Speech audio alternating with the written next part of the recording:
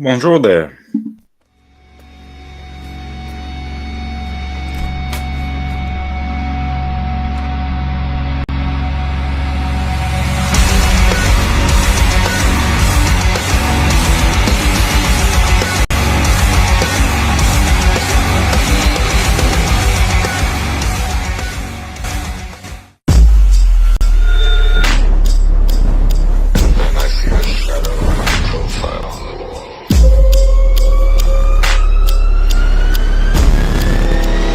You've got to get a hold of yourself.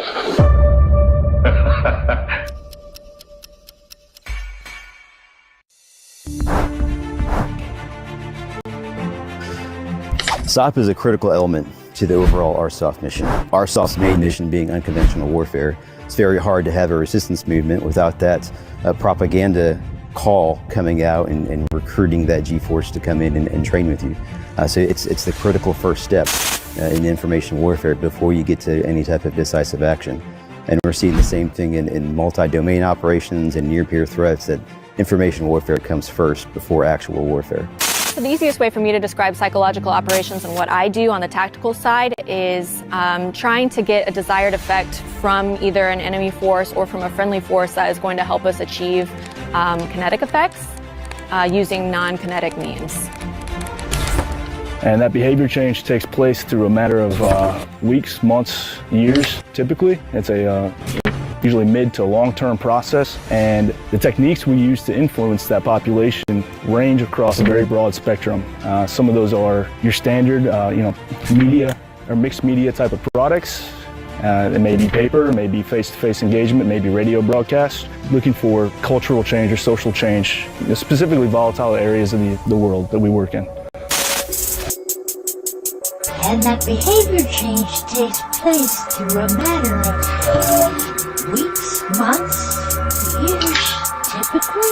It's a usually mid to long-term process, and the techniques we use to influence that population range across a very broad spectrum. Some of those are your standard, media or mixed media type of products.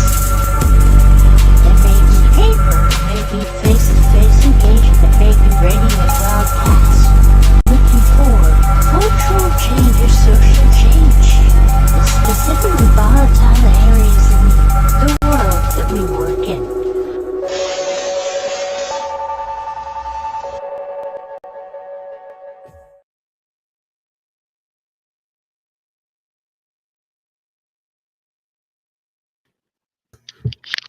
Hello. Sorry, guys. Looks like we are live. Last minute preparations here. It's all good, man. All right. I am not lighting. I'm a Luddite. No way. Yeah, I got the red. I got the red and the blue. So I'm trying to hide my ugliness. Trying to make myself. But how are you? How are you all doing? We're doing good, yeah. Just spent some nice time out on the lake on a paddleboard and enjoyed myself, yeah. Right on. Derek, he's burning the midnight oil as usual. Yeah. My third, it's like the fourth video I've kind of done or participated in today. Yeah, oh my gosh. How was your Europa Natural Law? Yeah, Europa Natural Law. Yeah, it's pretty cool. You had a pretty good turnout for that, seems like. Yeah, it's been going pretty good. And it's, the old continent and folks just, getting down with that good old natty law and how it relates to them and their environment and understanding their perspectives through their, language, articulation, accents, which is cool. And yeah. I think it's a great project of people who really care, and are doing the work, and it's awesome. Yeah. Derek is definitely doing the work. He's putting it together. Yeah. So is Leslie. I caught your stream the other day on the zombie archetype and the zombie, which was I tuned in a little bit late, but I enjoyed it. It was Good. Really cool to see you in well there. At done. the time, I didn't realize it was you. And then I realized, oh, that was Adam. Well, I had to change my I had to put my last name on one of my Facebook accounts because I'm trying to connect with some of my European relatives because I'm planning the trip over there. And hopefully, I'll get to see Derek when I fly to Europe. I think it's gonna be July of next year. Yeah. So a lot of my relatives in Lithuania and abroad, which is where I'm going, they don't recognize Adam Alexander so much. So I put the last name on there so they can know who I am when I try to friend them Yeah. up. Makes sense, sure. And that zombie show, just for people to know, it was on Chris Jansen's End Evil podcast, which he has every Thursday evening, 6 p.m. Yeah. Pacific. Yeah, he's got a lot of Chris, good shows. I know Chris. I met him back in Autonomy, and he's a solid dude. Always has been, stand-up Sure, guy. Yeah. And he's been plugging away at his project well, at least that project for a long time. Yeah, Always put it's the work adding in up. there. So glad to see. Yeah, Yeah, we're and being eventually, consistent. absolutely. And the messaging is, I think, pretty relevant for the current times. So I think you're Yeah. gonna start seeing more people kind of tune in and drop out. Yeah. Yeah. Well, we're glad you got here with us again, Adam, to do our part 2 on psychological operations. Yeah, I know you've been Yeah. preparing. Well, we had Oh yeah. a whole bunch of like I said before, it's a topic that is it fills you know it covers so much. It's so broad and expansive, and so last time we had a bunch of topics that we didn't really move into, and that's kind of where I'm going to return. I have some newer topics that I've tried to bring into the fray, but I think there were a couple key areas that we didn't get to touch on last time. So Yeah, sure. If you wanted to bring it back, come rewind, if you will, if you're so inclined, and if not, no review, worries. But if anything comes absolutely. to mind. So like I said before, this topic's so huge, and I'm getting older, and my memory is still decent, but I am going to reference my notes, so just hopefully that doesn't bother anybody. And I was planning on doing a short review over some of the basic concepts and the terminology initially, and then we can take it from there. I had some of those case studies that I was trying to display how PSYOP is actually used in real time. So that way it gives people a better idea. Try to do a PSYOP analysis of some of the case studies or some of the events from history that people would recognize. We covered, I think, Flat Earth, QAnon last time. I think we cover 9/11, I believe. And I know Leslie asked me about the inner, the connection between PSYOP and propaganda and the healthcare, mental health, and which is I don't think I got to that last time, but that's a really interesting topic because I pulled a lot from like the Soviet Union and how they weaponized mental health to create political prisoners. That's kind of where I went with that. And I think Derek, we were talking about the topic of diet and veganism, and kind of how I kind of approach that. I try to approach all these case studies and topics from a very analytical, non-connected, like a very, I'm not trying to present my opinion. I'm trying to present it in like an analysis. So from the standpoint of that, with the diet topic, I dove into, kind of what we've seen with the introduction and the promotion of lab-grown meats, of the insect protein, and kind of went into how that's being used, how the history of diet was, since time immemorial was used to subjugate people. And like I told you, Derek, like I'm all for liberty and freedom when it comes to personal diet choices. Do what you, do what you works best for you. And I kind of was looking at it. I've seen it become a very divisive issue, just like everything else. And when I start to see that, when I start to see the, when I start to see the I posted I created a post on my PSYOP group, Minds Under Influence, kind of looking at the polarity.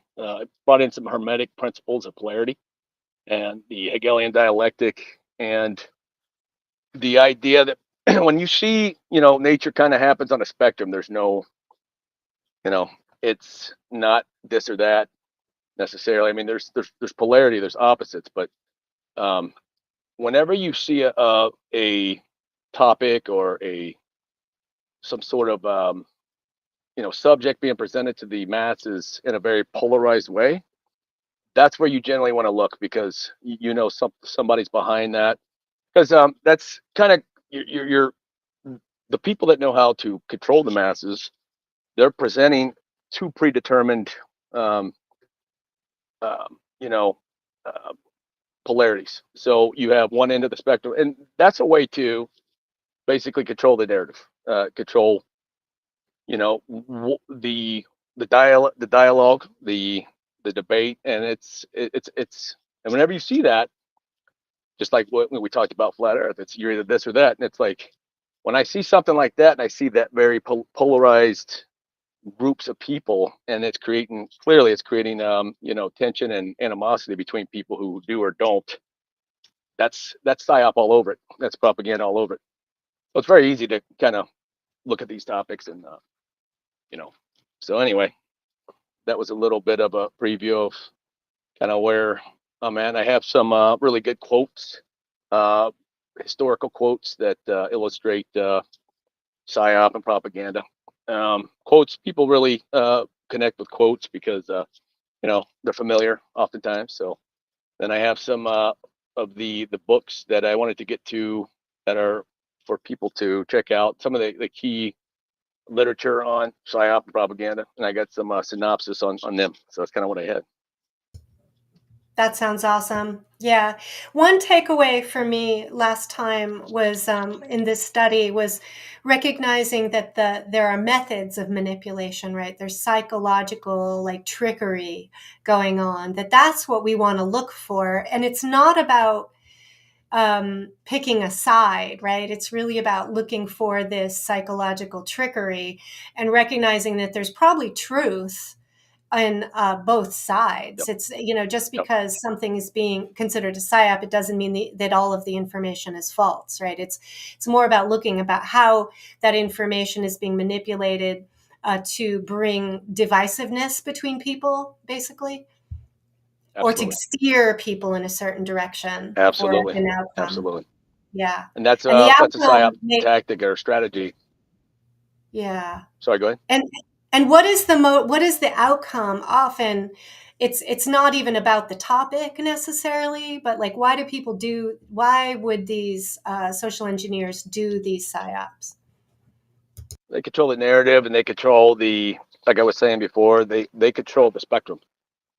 So they like you said, you answered it in your question where you're talking about they steer people. It's to steer people in a certain direction, and they determine there's something called the Overton window, and there's a accepted.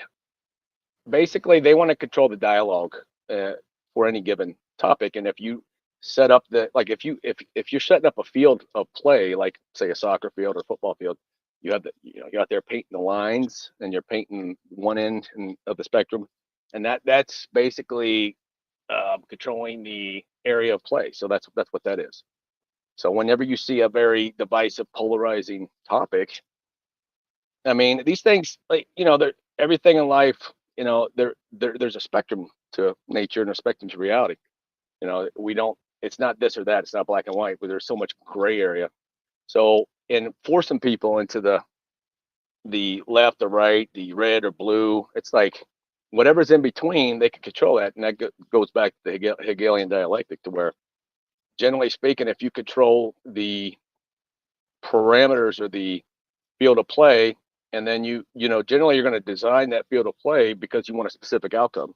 So synthesis, antithesis, so on, and there's generally speaking, a desired reaction that they want, the powers that be, or whoever's behind the particular propaganda. And propaganda, we're talking about different levels here. We're talking about, or PSYOP, we're talking about, and it's coming from it's coming from marketing, it's coming from advertising, it's coming from political entities, it's coming from military intelligence agencies, it's coming from elites, the regime, people call it the regime that you're talking about. There's,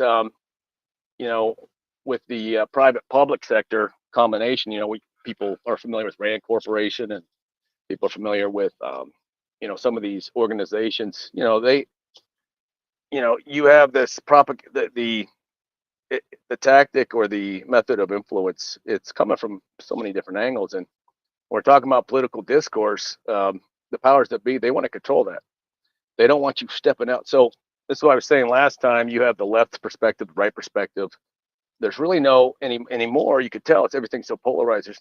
There's no room for any, more sort of, in between. There's no gray area perspective. It's like you either got to be this or that. Like with flat Earth, it's like you're stupid if you don't believe it. You're stupid if you do. And it's like my perspective was, it's like, I'm always just dealing with what's right in front of me. Like I'm more concerned with,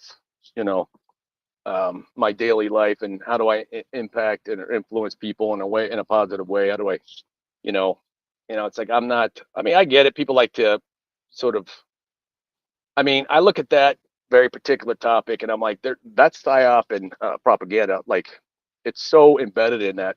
And it's like, there's 100% people behind that, pushing that, promoting that, especially on social media. Oh, I forgot. I had a case study on the mimetic warfare. I hope I got that. Yeah, here it is. Meme warfare. And this is kind of what we're talking about. And Derek and I have talked about how memes, are used. And I was, if we look back to the Soviet, let's just say the Soviet propaganda, we think about the posters, promoting communism. That's a meme. Even in ancient times, you had, on the walls and say, any ancient society, they would create imagery. They would use imagery and script. So hearts and minds, like we talked about before.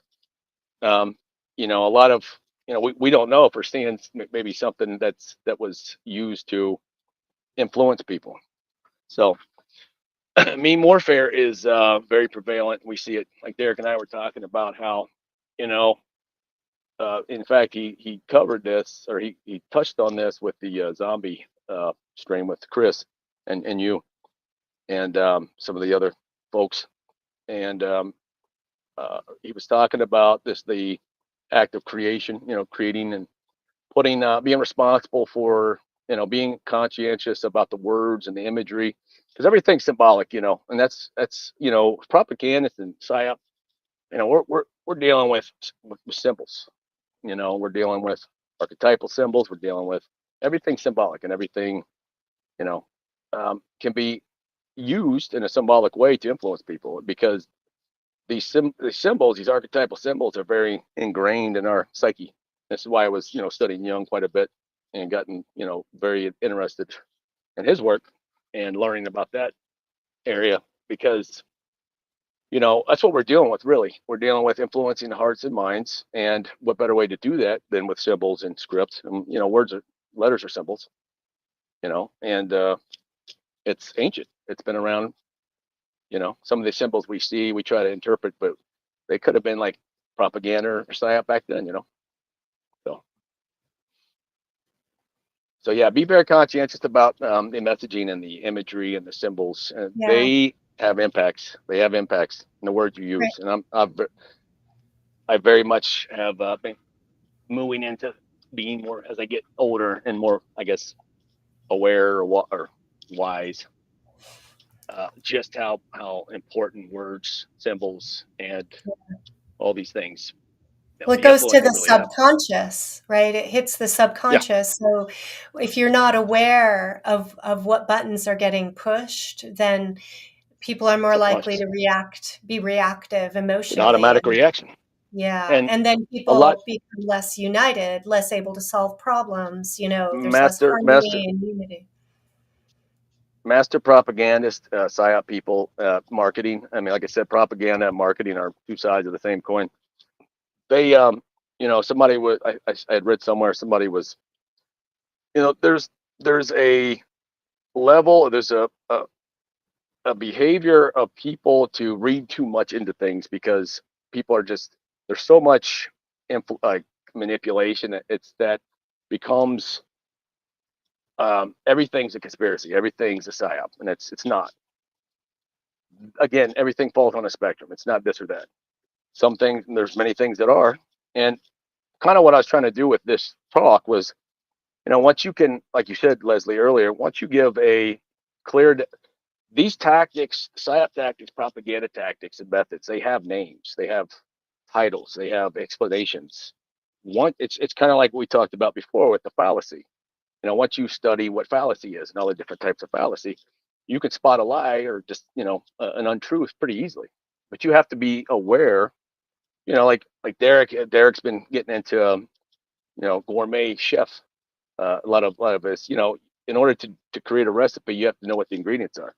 Then you got to know the methods, and that's the same with psyop or propaganda. Once you figure out, and it's limited. There's a limited amount, but just being aware that these things have titles, like false flag, that's a method that, like, somebody named that, or limited hangout, or polarization. It's like people have put names to these tactics, and once you know what those are, it's pretty easy to see. But the big thing with propaganda or psyop is just whenever you see a polarization taken shape, like it's this or that, you should most likely sense that, or at least have the idea that there's something going on there. Somebody's behind that, kind of pushing people in either one of the either directions, and then they control the whole thing. So Yeah, so they can their creation and their centralization, or this the sensation of it all, and hearts and minds, yeah. Oh man, I forgot where I was gonna go with thought that. and emotion. Yeah, You were kind of so touching on that when the with that zombie. weaponization of words. Sorry, yeah, Yep. what you mentioned of, like, words exist, prior to, a lot of psyops, but the weaponization of, some of these words and the polarization of them. Yeah, it's Changing the meanings. yeah, that's what I wanted to throw in there. Changing That's the meanings of words, the interpretation. That's all manipulation. Yeah, absolutely. And to where we're at a point now where it's like, it's hard to make heads or tails of anything, and that's kind of where they want people. I think that's what I've been sort of alarmed about. It's the idea that nothing has meaning, nothing has truth, everything's subjective. There's no objectivity, and when I see that, I'm like, yeah, there's manipulation here, big time. So So how can we spot this better? I guess, how can we get our, folk, those, Sharpen our really, radar. Yeah. yeah, right, yeah, you have to I actually have, I'm going to go over those listed terms again, the 50 most, well, it's 50 terms commonly used in context of psyops and propaganda. Just like if you're learning about fallacy or natural law, like natural law is a series of principles, right?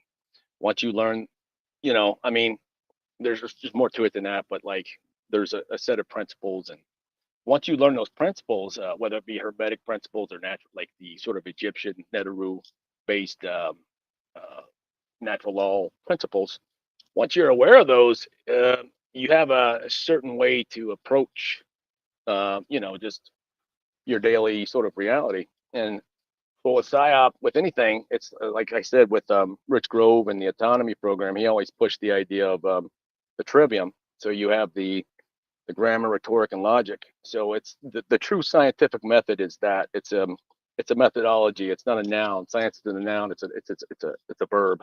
So it's a act. So with anything, you can apply that to learning anything.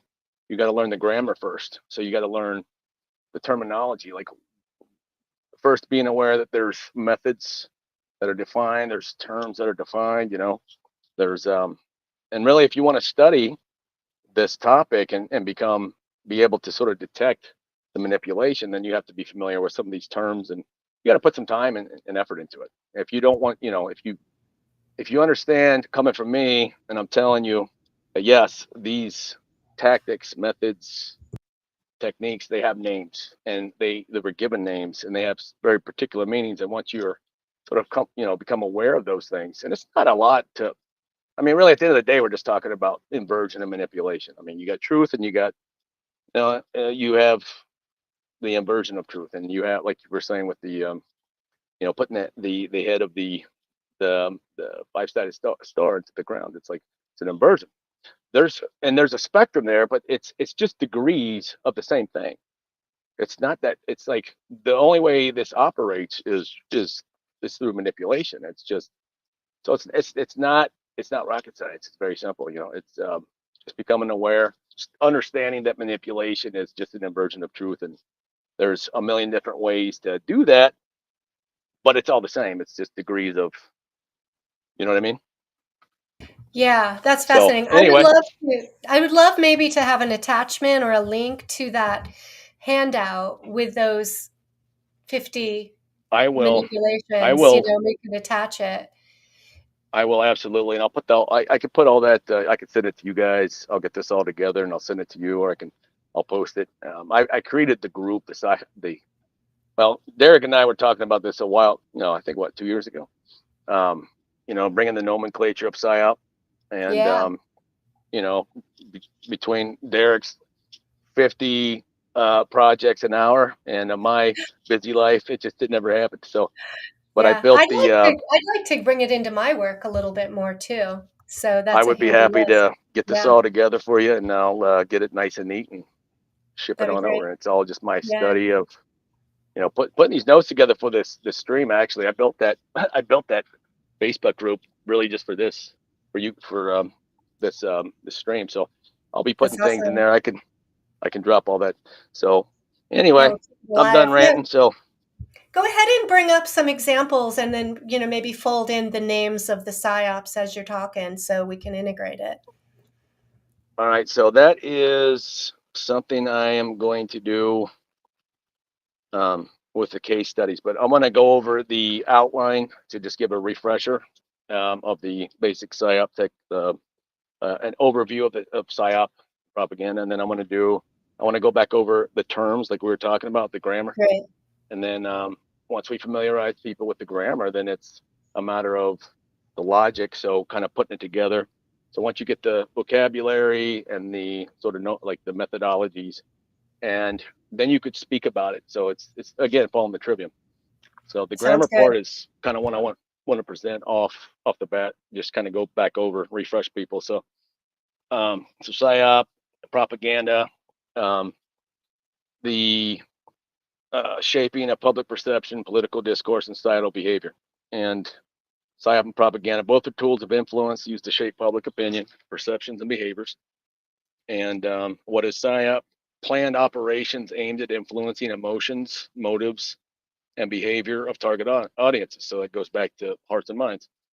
And the core objectives shape how people view events, issues, or individuals. That's kind of what we were talking about before, kind of, the Hegelian dialectic, determining the spectrum of discourse, encourage specific actions or discourage opposition, create confusion or disorder with opposition groups, foster trust or loyalty by controlling narratives.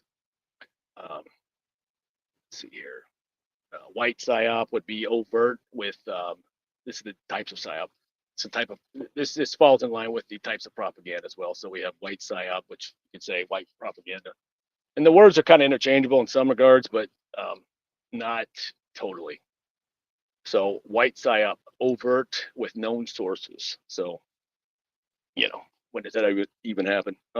Gray PSYOP, ambiguous sources, so we don't really know where it's coming from. Black PSYOP, it's covert and it's falsely attributed information. What is propaganda? Systematic dissemination of biased or misleading information to promote a specific agenda.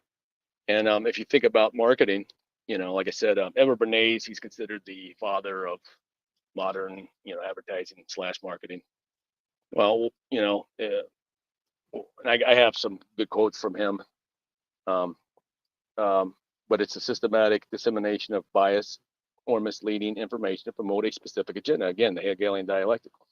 You have a certain outcome that you want to achieve, and you're going to create a premise that kind of leads people in that direction.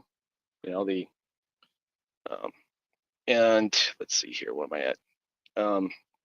So let's talk about the historical roots. So it evolved during major wars, World War I, World War II. That's modern propaganda, and used to sway. I mean, propaganda is old as civilization. I mean, like we were talking about before, like, you read ancient antiquity text. I mean, propaganda was used. It's been used since the dawn of man. It didn't have the name, but it's like the influence, the influence to influence the people, the masses. If you're one of these people that get ascended to, grand ruler or king or whatever, it's like you got to keep your subjects in line, and in terms of from their perspective, not mine.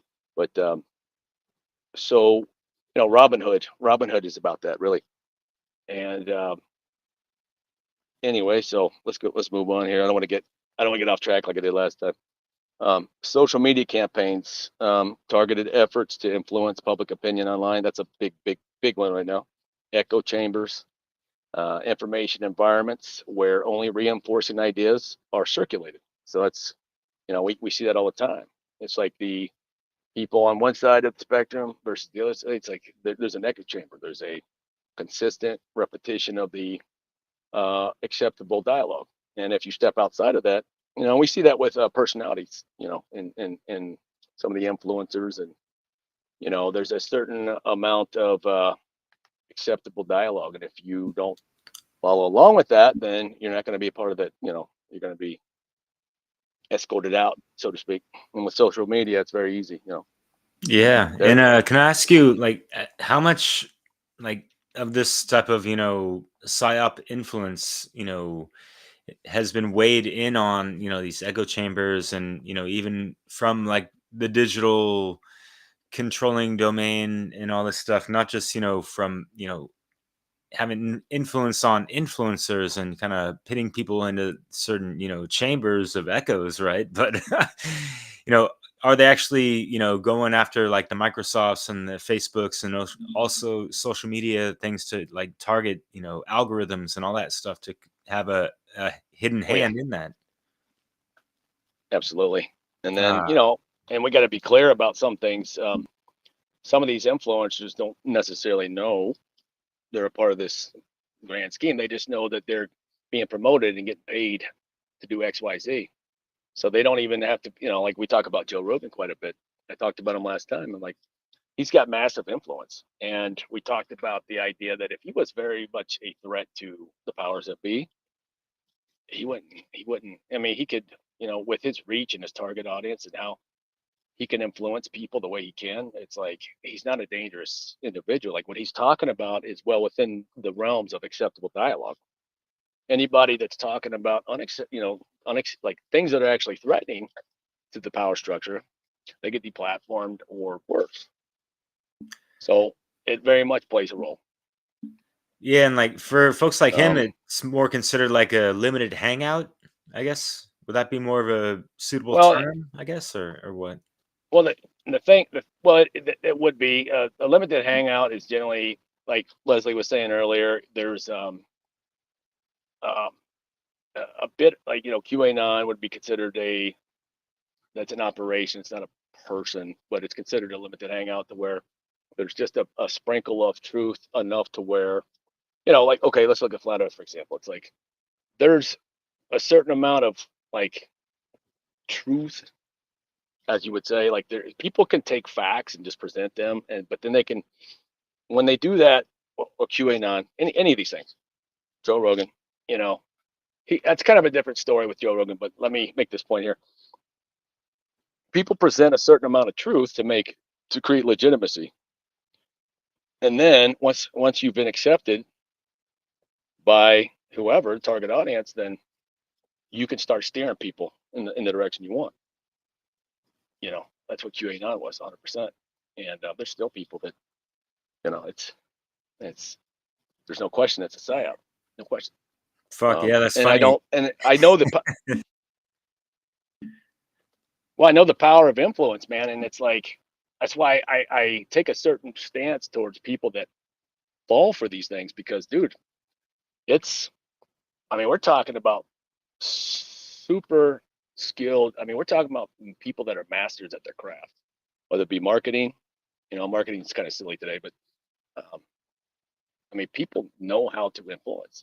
Like I think one of our mutual friends, somebody was talking about on the symbolism of some of these corporate logos, and there's a quick people on the sort of more quote conspiratorial side of things.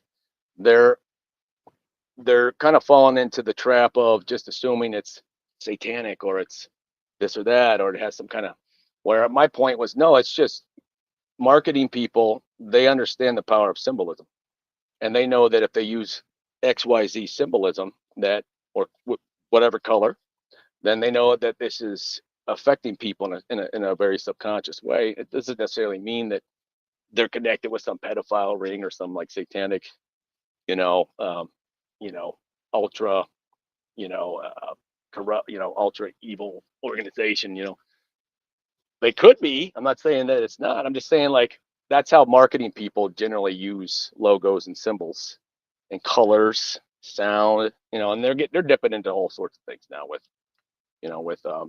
flicker rates of screens, and your children will sit there and watch YouTube, and if you let them, and which we don't, but they'll be mesmerized. And when we were kids growing up, the TV, I mean, they knew about flicker rate back then and how it creates a very zombie-like state. And my point is that, look, it's people become very vigilant, and that's why we're talking about our militant, talking about like the vegan and versus the non-vegan, and that sometimes it gets taken to such a degree that you can't allow another person to treat you in a certain way. You're better off just moving on. But there's something to be said for people being influenced in these ways. And I just try to say, like, look, this is masterful manipulation, and we have to have compassion for these people that, whether it be QAnon, flat earth, it's like, hey man, you can believe what you want, but do it in a way that you're not like effing off everybody. And is it improving your life when you're just like 50% of the population is, antagonistic towards you, or 50% of the people you meet? And it's like, as somebody that knows about these things, the subject, it's like, I see what's going on there, but the people that get involved with it, it's like they're not really understand they're being manipulated. And it's like, so that's why I have compassion. I don't try not to be derogatory and condescending, because man, they're masterful. It's masterful. And it's when you Yeah. start to include AI, and all these new technologies. I mean, it's, people don't even like the memes. That's why I did a case study on mimetic warfare, because Yeah. many of the memes we see on social media, it's like they're coming from government intelligence, so on and so forth. They don't look like that, but many are.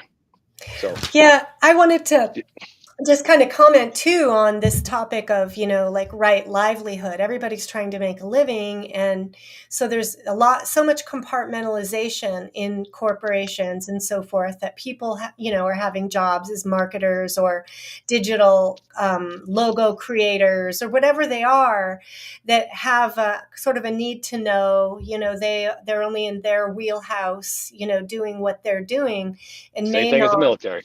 Yeah, they may not know the real malevolence of what their work's being used for, right? They may not know the Absolutely. agendas, right? So I have some compassion And there, but I want to encourage people to open their eyes to think more deeply about what they're doing on well, their jobs. Yeah. and that's a great insight, because the corporate structure was modeled after military structure. And you're absolutely correct. There's a compartmentalization there, because it's a need to know basis. You do your job, and there's a puppet master up on top, CEO, whoever, and Yeah, then there's somebody hierarchy, chain controlling of it. command type of stuff, right? Absolutely. And it, like in the military, for example, like Leslie, like that was a very great insight, because That's exactly how it works. And it's, they don't want certain individuals to know too much, because then that becomes a liability. And same thing in the corporate structure, it's like, so, but it's very, very powerful, symbolic.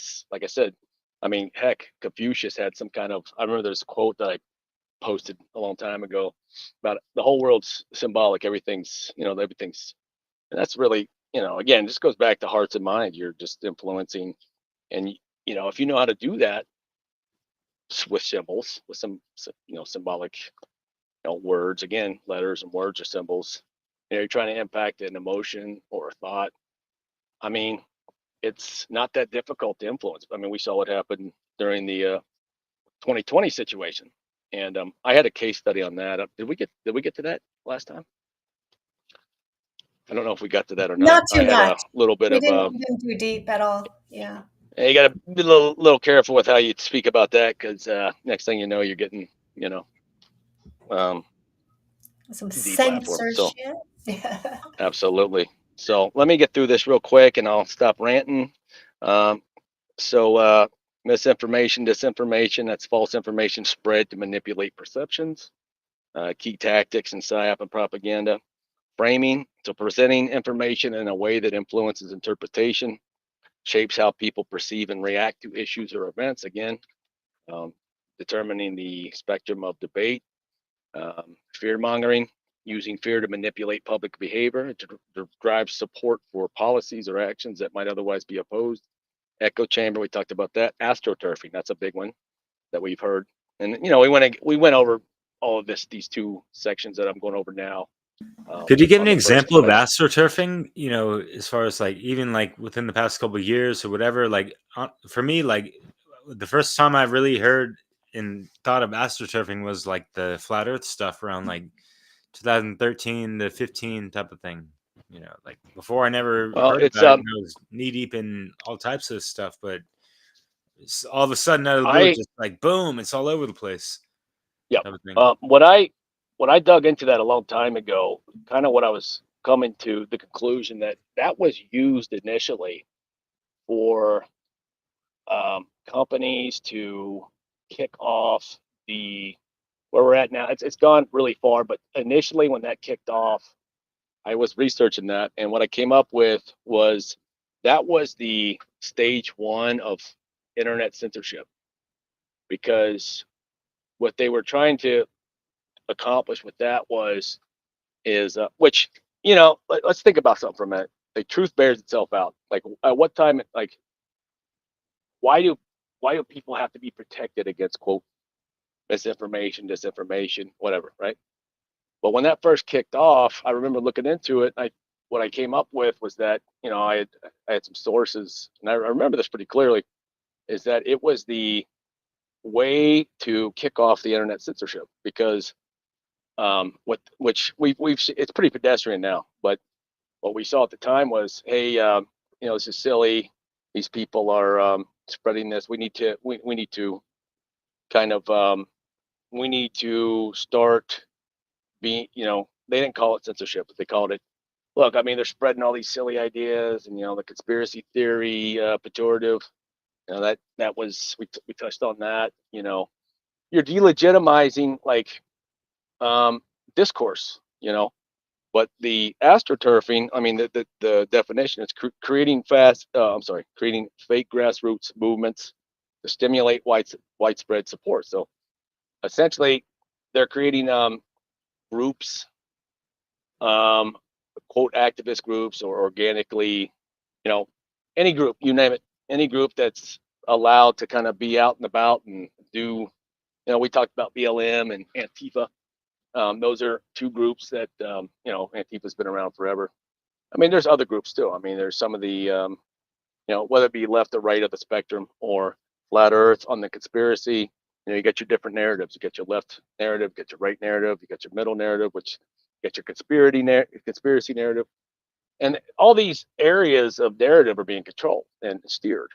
You have organic groups, you have organic movements that are being, that come to be, that come to fruition.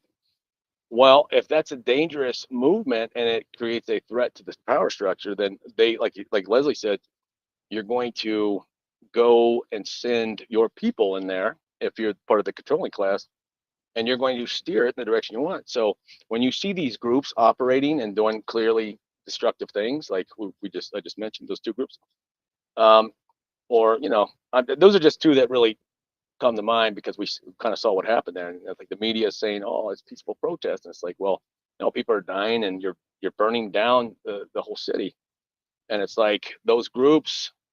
That's a perfect example of astroturfing. I mean, because they were allowed to operate. When I saw what happened out in Portland, 50 years ago that they would have never let that happen, and yet they're kind of facilitating this to happen, so they want it to happen. Does that make sense? But the media presents it as, oh man, this, and that group BLM, it's like that group was shown to be a complete, it was a complete money laundering scheme. I don't think any of the funds actually went to helping anybody, in any sort of situation. And I thought there was a they situation where tap they bought a into, mansion and all that stuff, right? For a oh yeah, select few and all that, but not well, to I help mean, out the I don't folks want to pick, pay lip service. Yeah, not to get into I don't details. want to pick on, Just I don't want joking. to pick on just like, well, no, it's absolutely correct. I mean, and I think a whole, like the people that were involved. I mean, look, man, it was it was one of those things where, well, like the hippie movement. Let's talk about that. Like the whole hippie movement was, if you research it, what's that book? Strange Scenes, and what's that, Leslie, out there in California, where all the like even Jim Morrison was involved with that, which I hate because I'm a big fan. I was a big fan of Jim Morrison, still am. But they were promoting the psychedelic. They were trying to create. What was that book? Strange Scenes in Laurel Canyon, or who was, you know what I'm talking about? I was in New Well, York back the then. I don't know. oh, okay. Oh, is that where you're from? Yeah. Oh, okay. I didn't know that. Okay, so the hippie movement, it was an organic thing that happened in response to the Vietnam War. But then what happened was is they started, Timothy Leary, all the psychedelic stuff. That was all government intelligence. That was the CIA. They started bringing in they started pushing the drug culture because it made I'm not trying to denigrate plant medicine and all these other things, but their view was we're gonna get everybody so messed up that they're not going to be violent. Or the Black Panther movement. I had a case study in the Black Panthers. That was COINTELPRO. So they infiltrated a legit movement, and they steer it in a certain direction. Or even now it's like mostly it's the pendulum swung back to the right wing, popular movements, because there's a lot of uh, uh, you know antagonism, and there's a whole bunch of there's a pressure building, based upon what we're seeing happen in migration and some of these other issues, and that tends to be more of the right side of the perspective, the spectrum. But so all these groups, whenever you see a group that is being promoted through the, just understand that the media it's a gigantic machine, every bit of it, every bit of popular mainstream media. They used to say mainstream media, it's corporate. It's a propaganda delivery system. It's what's interesting about mainstream media is that it delivers two. It's like I said before, it delivers two products: propaganda and marketing. That's it. I mean, hey man, you got educational programming in there, But but guess what? entertainment, what about That's that just one? Sorry. same thing. Same thing. Same thing, man. It's It's like all the you're trying to thing, do. with the word to enter the mind and hold it for, whatever their purposes are, which is, those other Entertainment. two, right? Yeah. Yep. In the mind, it's like that. I think you guys know Crow 777. He did a he did a he was really good with all those sort of the etymology of words, and words that he always. I used to listen to Crow 777 all the time. I'm friends with Rose Lindsay, and he would always say words have meaning, and absolutely correct. He's a boomer, but he's very wise, and he does a very good job.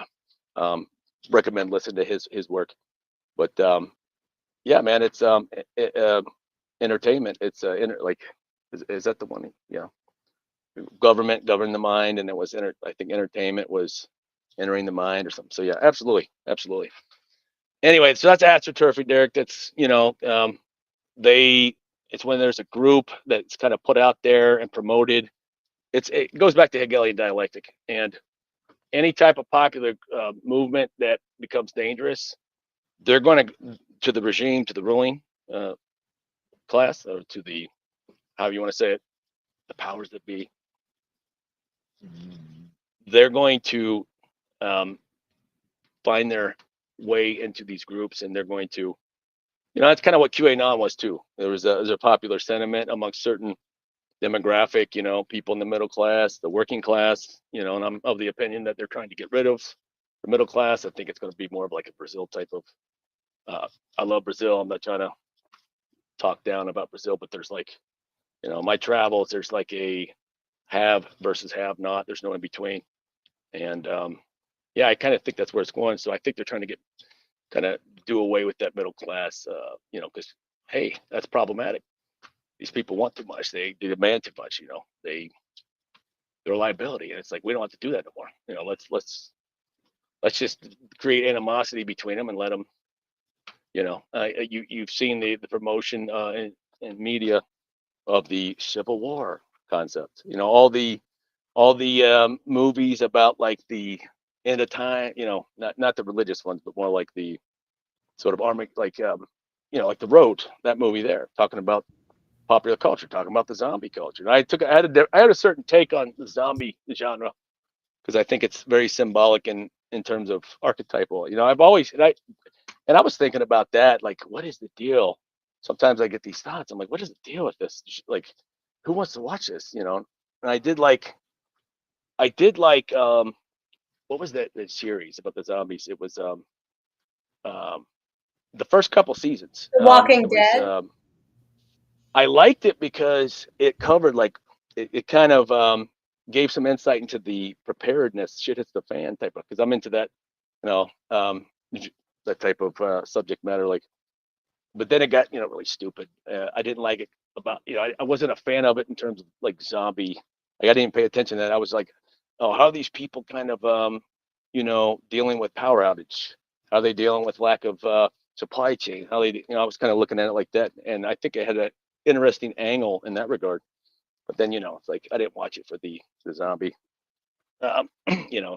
That's I can't watch a movie. Like, I cannot watch a movie without if it's just some dumb, like, I'll point it out right away. I'm like, I can't watch movies no more. I can't, because I'm like, they're just trying to promote this. It's all propaganda. It's like totally.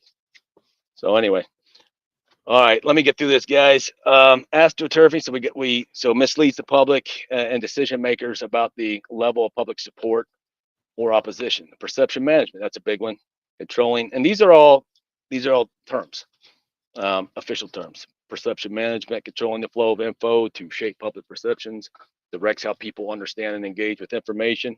Modified limited hangout.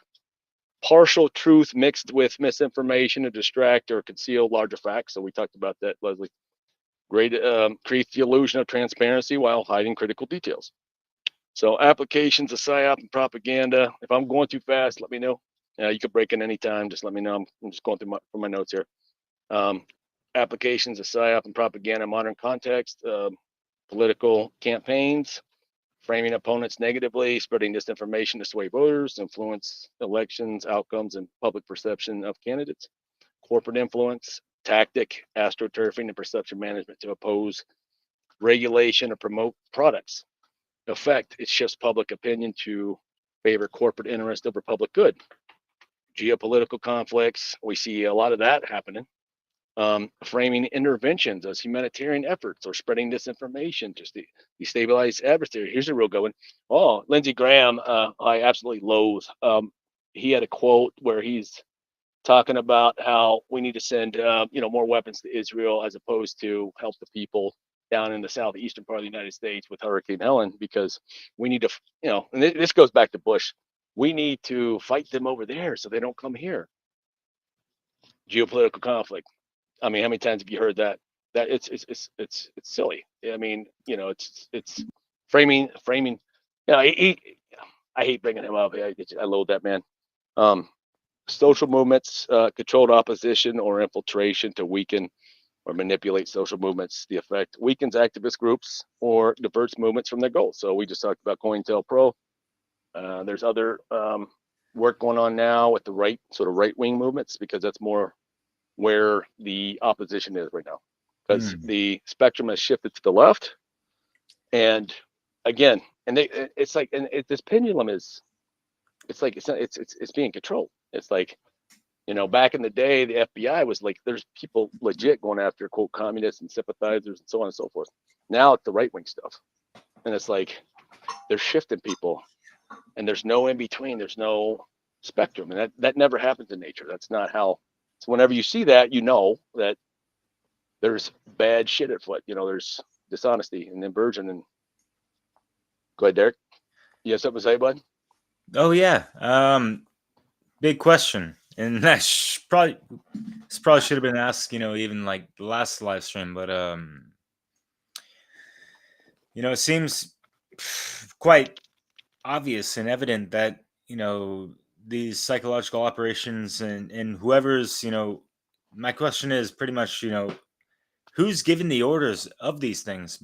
Because it's beyond politics, it's beyond left and right, it's beyond, you know, a lot of other corporate interests, even though there might be alliances or allegiances to said corporate entities or whatever the fuck. You know, what's going on at the top, and who's giving the orders to, you know, bring these things into, you know, reality and influence, I guess. Well, see, it's just like you were talking about decentralization before. There isn't one. There's circles of influence. There's various groups, and they're not all. That's one big problem I have with much of the alternative media is that some of the folks we know, is that they fall into that echo chamber where it's like, that's, you know, we're going to point to Klaus Schwab and WEF, and there you go, there's the answer. People want something. That's not how it works. You have, you know, I think Jay Dyer, I think he brought this metaphor up, you know, talking about like the different various organized crime rings, you know, understanding these different power structure groups that, you know, in our society, oftentimes who has access to the most money has influence and has the ability to influence. But then you got these, you know, these Illuminati, you know, you have these groups of influence, which, you know, that's a kind of you know, that's another one of those given, you know, that's a conspiracy narrative. You know, it's, you've seen where it's been taken. It gets to the point where it's silly. But yeah, like the boogeyman type of archetype or whatever. Yeah, I mean, there ain't one. Sorry, go ahead. Exactly. I see people that'll say like, oh, it's the Freemasons. Oh, it's the Catholic Church. Yeah. Oh, it's the Jews. Oh, it's these, you know, Bilderberg group. Right, Like they're just trying to say it's all one. Trilateral Like Commission, not ever WEF. just one. Yeah, yeah. Oh, no. But they all have an influence. Well, I mean, there's a billion. Like I've been listening. I sent you guys that podcast, and part of why I wanted to send that was because the speaker was giving he was given an example, like, hey man, not everybody that's a billionaire is evil and wants to, you know, promote like Bill Gates tier, you know, DEPOP, you know, via whatever. It's like there are people that, you know, just because people, you know, there's individuals that exist that are billionaires, that have a lot of material wealth that are not evil people, you know, and in fact, they're quite aware. You know, there's been a big talk about, you know, the PayPal mafia, Elon, Peter Thiel, and I've even fallen to that. I think X is a Trojan horse because they're collecting everyone's data and everything that everyone's saying there. They have this.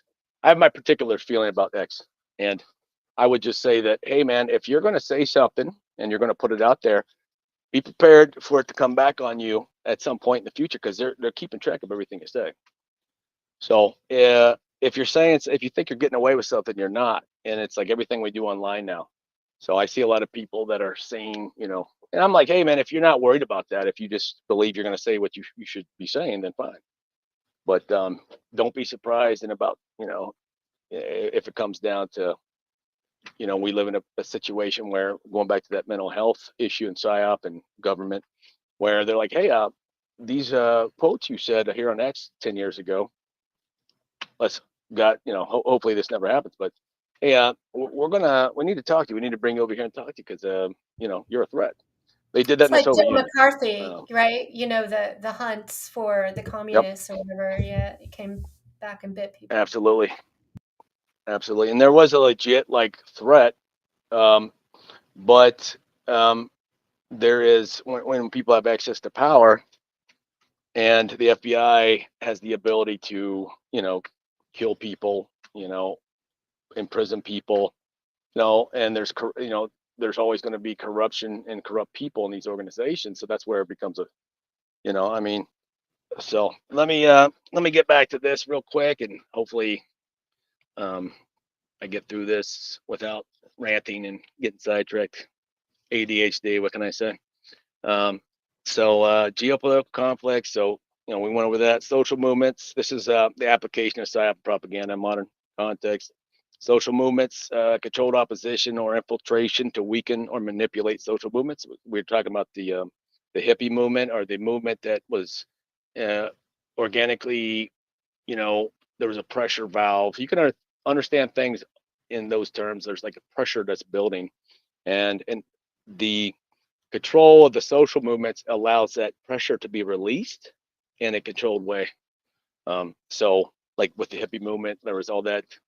I'm just using this term because that's kind of what they labeled it, but the pressure, you know, the pressure was building because of the opposition to Vietnam War. And so what did they do? They had to infiltrate it. And again, you know, and again, we're going to keep going back to these same sort of fundamentals. It's like, you know, it's weakens activist groups, it diverts movements from their goals. So the role of technology and social media, modern psyop propaganda, social media algorithms. So this is kind of what you were talking about earlier, Derek.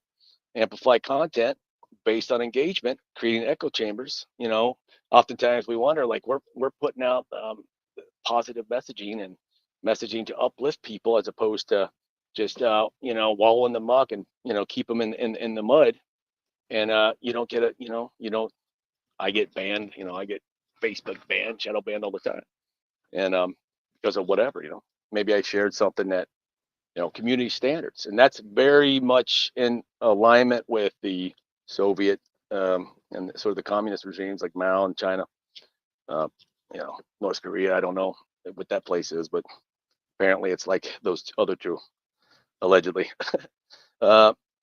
So social media algorithms reinforces existing beliefs, increasing polarization. So there we go, back to polarization, you know, defining the parameters of discussion. You don't really, I mean, there's, you know, like Derek and I or Leslie, we might be taught, you know, with, you know, some of the people we know that are doing these streams, the discussion is kind of outside the parameters over here, maybe discussing, you know, these other topics. And it's like, it's very difficult for people talking about these things to really, quote, be successful in terms of social media influence. It's hard to make a living doing this stuff, right? I mean, you know, Richard Grove, I mean, heck, man, he does a 7-hour stream, man. It's like, and it's hard to really, you know, bring all this really great information, you know, to people, and it's not popular. It's not, it's relevant and it's objectively true, but you know, a lot of people just aren't too concerned with that. It's amazing when you see some of the just the interaction with, just like, I'll see somebody share the same meme 100 times and it's like 1,000 likes, and I'm like, you know. So anyway, you know, like I said, we have to have compassion, and so we have to keep doing what we're doing, and try to put, you know, create and try to put, you know, elevate people. That's what all of us have in common, you know, in our own different ways. So there's that. Let me go over these terms real quick, and then we can dive into some of these case studies. Because I had something I brought up, the geoengineering, HARP, and PSYOP. So we've seen a bunch of quite a bit of conspiracy theories and speculation on, that, which, hey man, I did some research, and yeah, there's very real. Like there's real technology to influence. You can't really say whether it was or not, because we don't have access to the, But anyway, so here's I'm gonna go over those terms again. So PSYOP, it's again going over the nomenclature. So the grammar part of these are some key terms. PSYOP, so operations aimed at influencing emotions, motives, and behavior of target audiences. Propaganda, dissemination of biased or misleading information to promote a particular political cause or point of view. Disinformation, deliberate, and these are all terms. These are all like vocabulary. This is a vocabulary list of some key terms. So the grammar. Disinformation, deliberate dissemination of false or misleading information to deceive and manipulate public perception. Misinformation, and what have we heard? I mean, this is in the Europe, especially the EU. This is and we're starting to hear it here now. What is one of the leading arguments for censorship? Misinformation, disinformation. And if you think about it, wouldn't the powers that be influence disinformation and wouldn't they be like, hey, look, synthesis, it's the Hegelian dialectic. We're going to promote these. What we're going to eventually say is disinformation, misinformation for the greater good.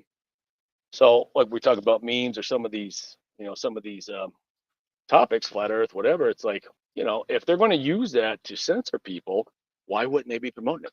Because that's part of their Hegelian dialectic. You know what I mean?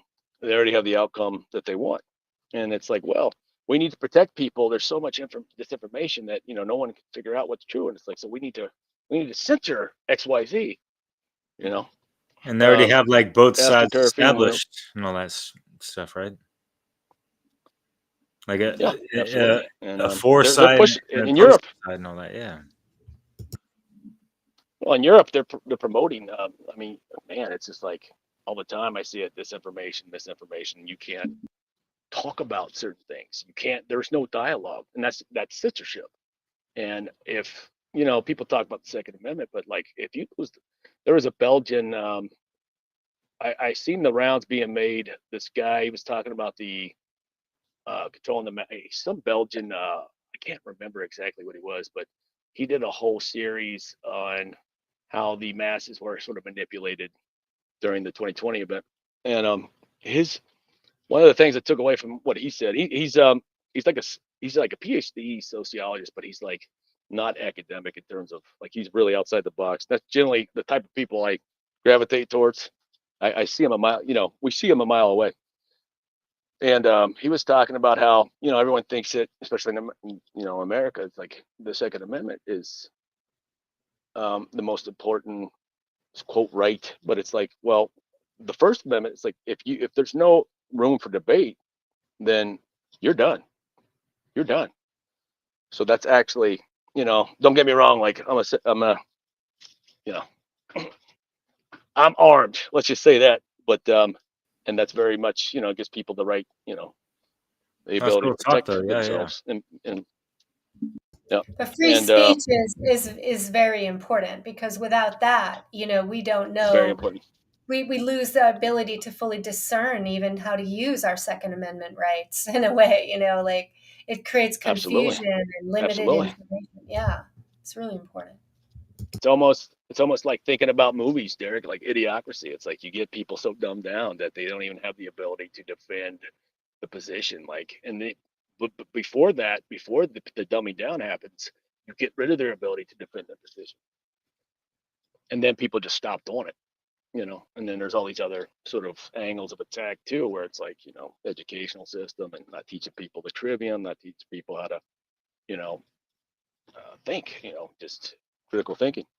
So false flag operation, we know what that is, covert op. This goes back to, Sun Tzu talks about false flags. covert operation designed to deceive by making it appear as if actions are being carried out. Make sure I'm not okay. Damn, wait. So how many of these psyops do you think they took, in their handbook from, the art of war and that kind of stuff? Because, there's a lot of stuff Quite a bit. treading on those waters, right? He was a master at it, and he was, clearly coming from I mean, though, what he was talking about. Have you read that? Have you read the other four? Kind of not completely, I have to admit, but Archive.com. I'm a big yeah. fan of archive.com and I talking about I was censoring listening to speech. the audio. They were. Yeah, but yeah. It's one of those classics, man. It's and I'm actually going to touch. I'm going to touch on that with those books that I'm going to recommend. That's one of them, I believe. I'm pretty sure. But yeah, man, it's deception, warfare, deception. I mean, he was talking about it. Yeah, I mean, it's these fundamentals are. I mean, they're ancient. Yeah. Much Are of there it. any I mean, other with books that technology, were it's. highly influenced on, the whole PSYOP domain Oh yeah. of these things? You want me to head over and go over some of that right now, or do you want me to go over Sure. the terms? Yeah, All right. finish the terms if you I'll want. I know I can hold off that question for later if Yeah, you want. I'll go that. follow your I'll train of go. thought. Yeah, yeah, yeah. Sorry. I was just saying, follow your order. Follow what you organize. Well, I just wanted, I wanted to go over these and I can, again, I'll link these. I mean, and really, this is just like busy work right here. It's like, establishing the nomenclature and so false flag. We talked about that. Modified limited hangout, the release of partial truth mixed with disinformation to distract or mislead the public while hiding critical information. So sprinkling the truth and, framing. Present. This is, again, this is very much parallel to marketing and advertising. Framing, presenting information in a specific way to influence how it is interpreted by the public. Echo chamber, we went over that. Cognitive dissonance, the mental discomfort experience when holding conflicting beliefs or being presented with new information that can contradicts established views. So understanding cognitive dissonance, propagandists and psyop people, they know that people, it's like that old Mark Twain quote, which I have for later. It's about like it's easier to convince people. Well, I'm gonna screw it up about being deceived or something like that. I'm getting that wrong. Perception management, actions designed to control or influence the way people perceive event. Controlled opposition. This is a big one.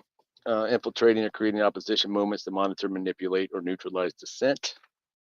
Let's see here. Bandwagon effect, the tendency for people, and all this is sociological. I mean, PSYOP covers that intro, that one video I took from the fourth PSYOP group, which they talk about. There's a man talking about what PSYOP is. We're talking about sociology. We're talking about psychology. We're talking about language. We're talking, I mean, all these things.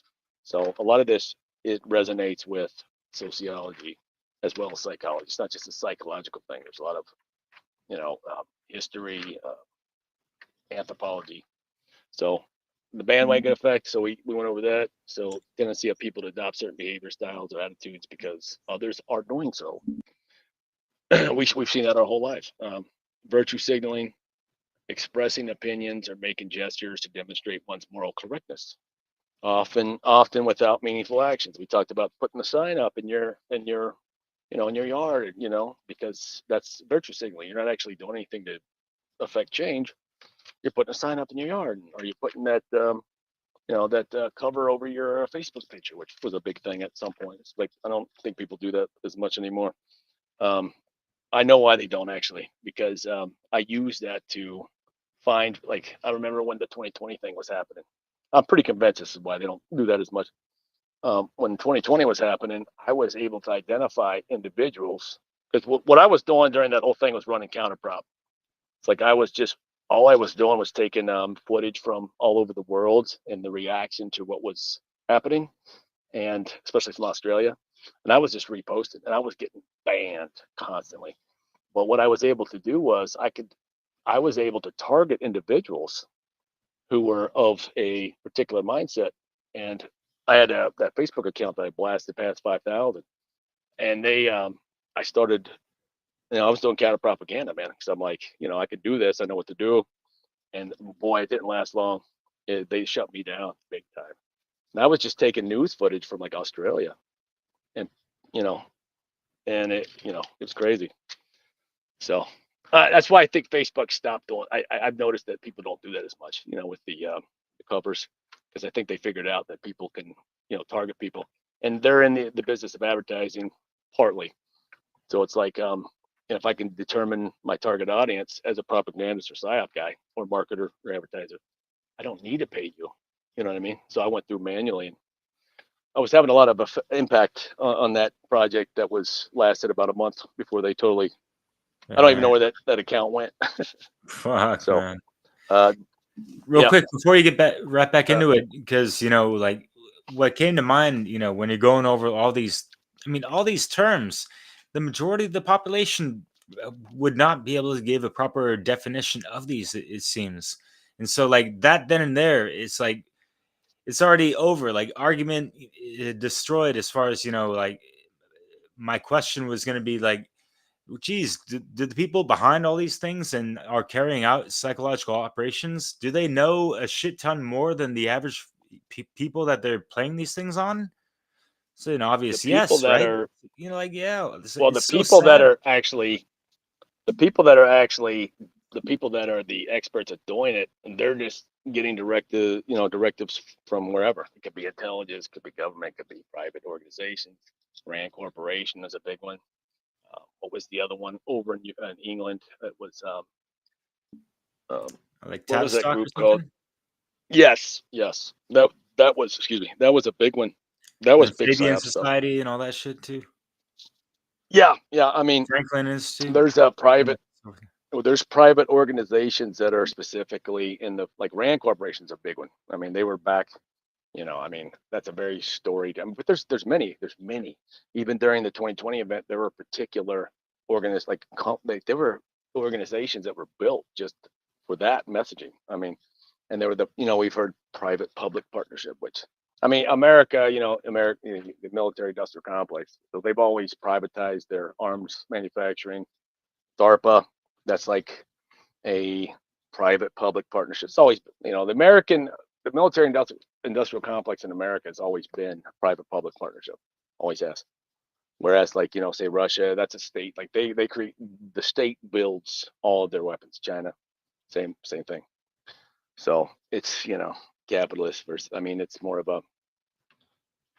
It's a whole different topic, but so demonization, portraying an individual group or country as evil or subhuman. That's called the enemy image. So presenting the enemy, whoever that may be or whatever that may be, as evil.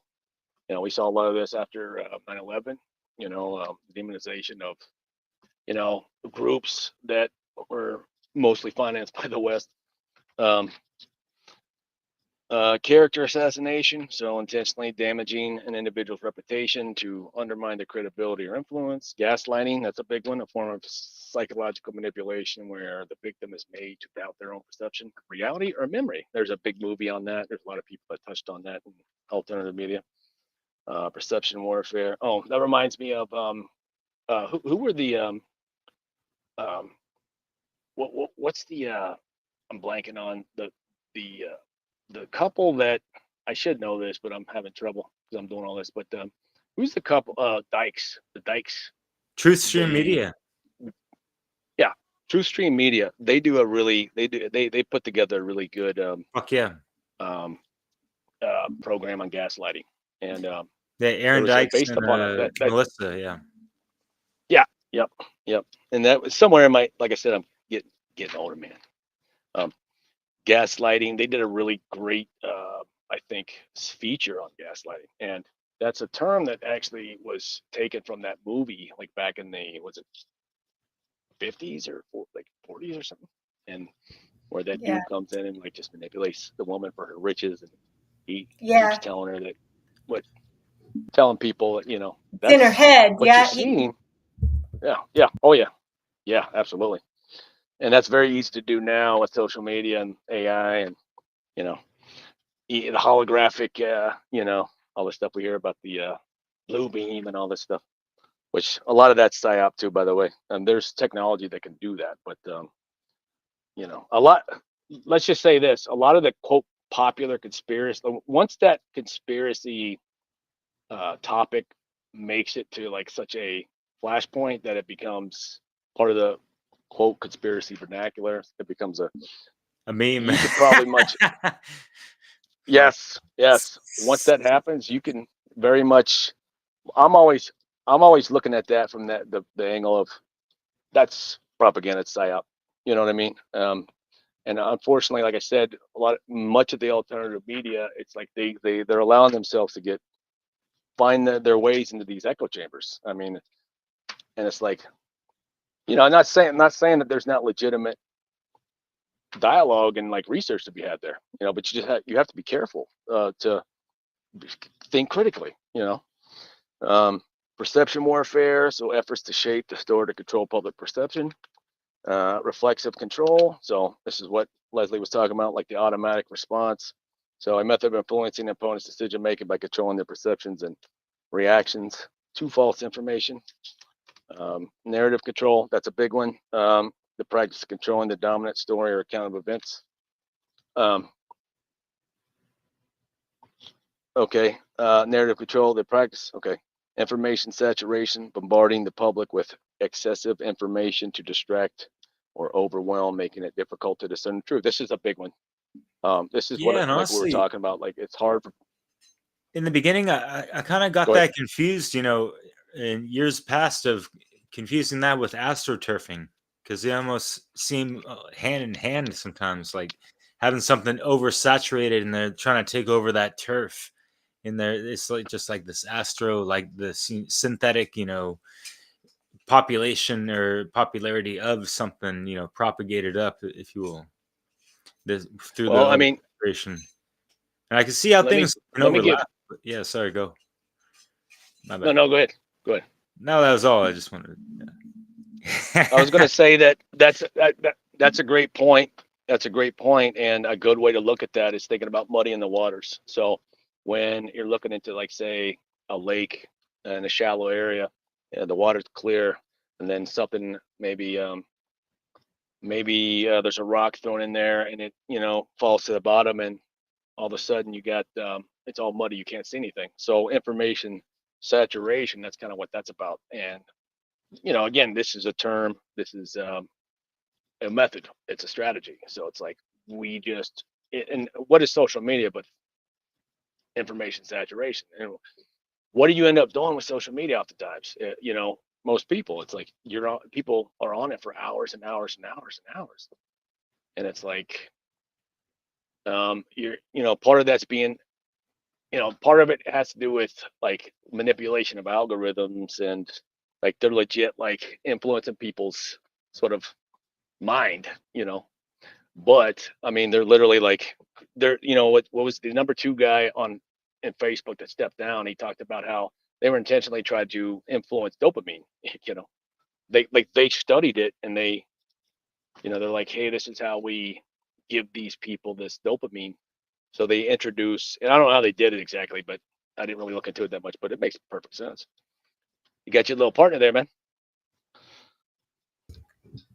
A new kitty. Just chilling out. Can you hear? Yeah, you're doing great. Information suppression. Information suppression, deliberately withholding or censoring critical information. And I'm trying to get through this. I know, Derek, man, I got massive props to you, man. It's like, I know it's late there. Not at all. We're good. Your work ethics. It's all good, brother. Your work ethics second to none, dude. It's like you're constantly hustling, dude. I respect that. I was gonna say the same to yours too, man. But yeah, not to go on that. We try. This is important stuff, and I appreciate the foundation you're laying. So keep going. Yeah. So fear mongering, so deliberately creating fear in the public by exaggerating threats to achieve political, economic, or social goals. Divide and conquer. Everyone knows what that is. Subversion. Efforts to undermine power, authority, or legitimacy of an institution or government from within. Many of people on our side of the spectrum, it's like we have a pretty much distaste or distrust towards institutions of power, but not necessarily every institution is, there to do people harm. It's like, so again, falling into that sort of echo chamber. It's like, even with everyone you know, it's like, just be careful to not allow your outlook to be pushed in one direction or another. Try to be critical. Try to constantly apply your critical thinking. Maybe you're right. Maybe you're correct. Maybe that is correct. Agent provocateur. This is a pretty well known person who infiltrates an organization or movement with the intent of inciting members to commit acts that discredit the group. But those are always individuals who represent some sort of power group or power structure. Black propaganda, we talked about that. False information or material that you don't know where it's coming from. The white propaganda, gray propaganda, that's all self-explanatory. So psychological projection, this is more of psychology term, which is accusing others of the behavior. Projection, accusing others of the behaviors or motives that one is guilty of to divert attention or control the narrative. That almost falls into the category of fallacy as well. Echo chamber amplification. So that's a process by which ideas and beliefs are repeated and reinforced within a closed system, leading to extreme or entrenched views. So those echo chamber amplifications, good PSYOP people and propaganda people, they're pushing the meme, for example. It's like, that's sort of that, because the meme oftentimes is appealing to a particular group, and when you're constantly just promoting this messaging, it's like you're amplifying that messaging. And if it's an echo chamber, if it's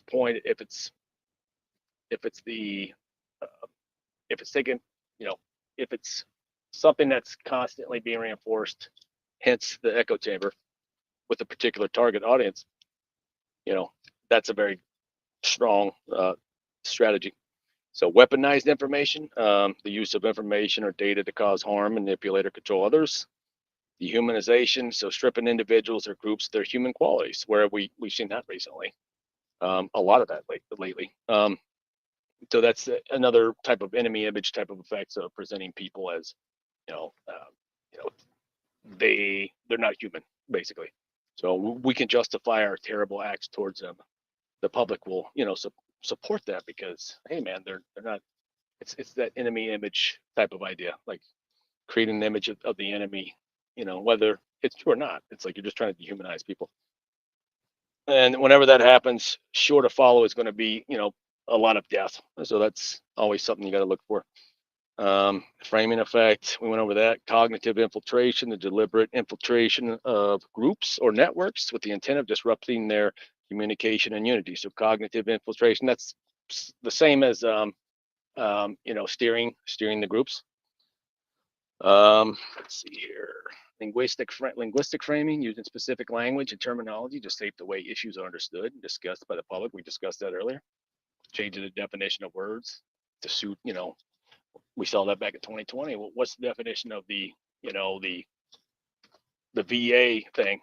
Well, they all of a sudden changed the definition of what that is, just because it suited their, we all know what happened there.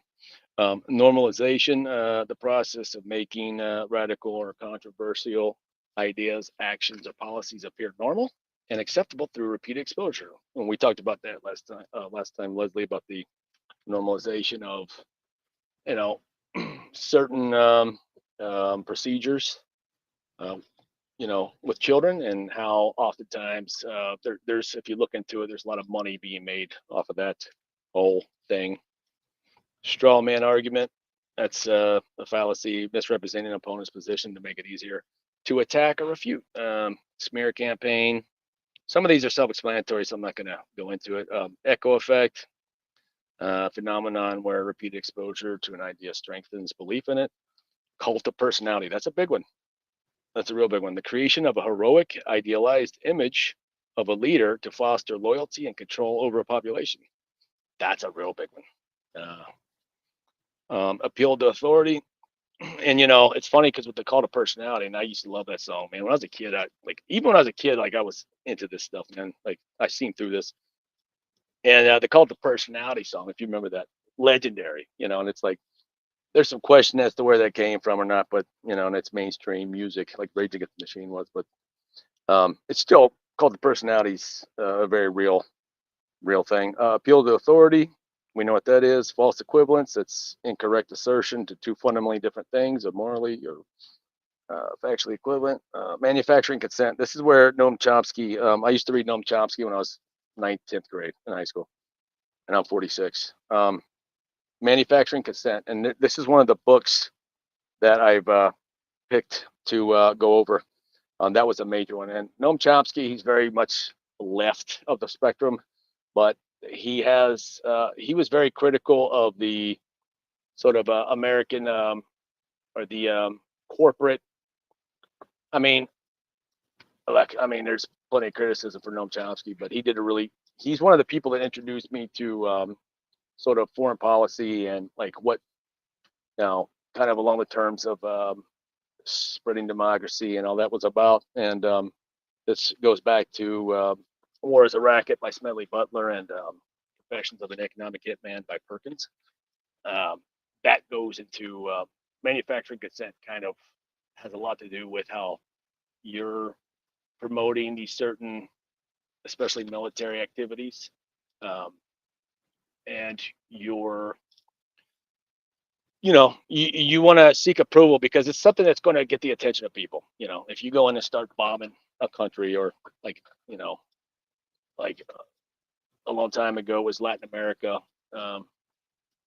and you're going to have to create some kind of narrative to get support, because it's like kind of like the Confessions of an Economic Hitman. I'm sure you're absolutely with that. Leslie, yes. absolutely Well, 9/11 and the Holy Rock story, Saddam Hussein, right?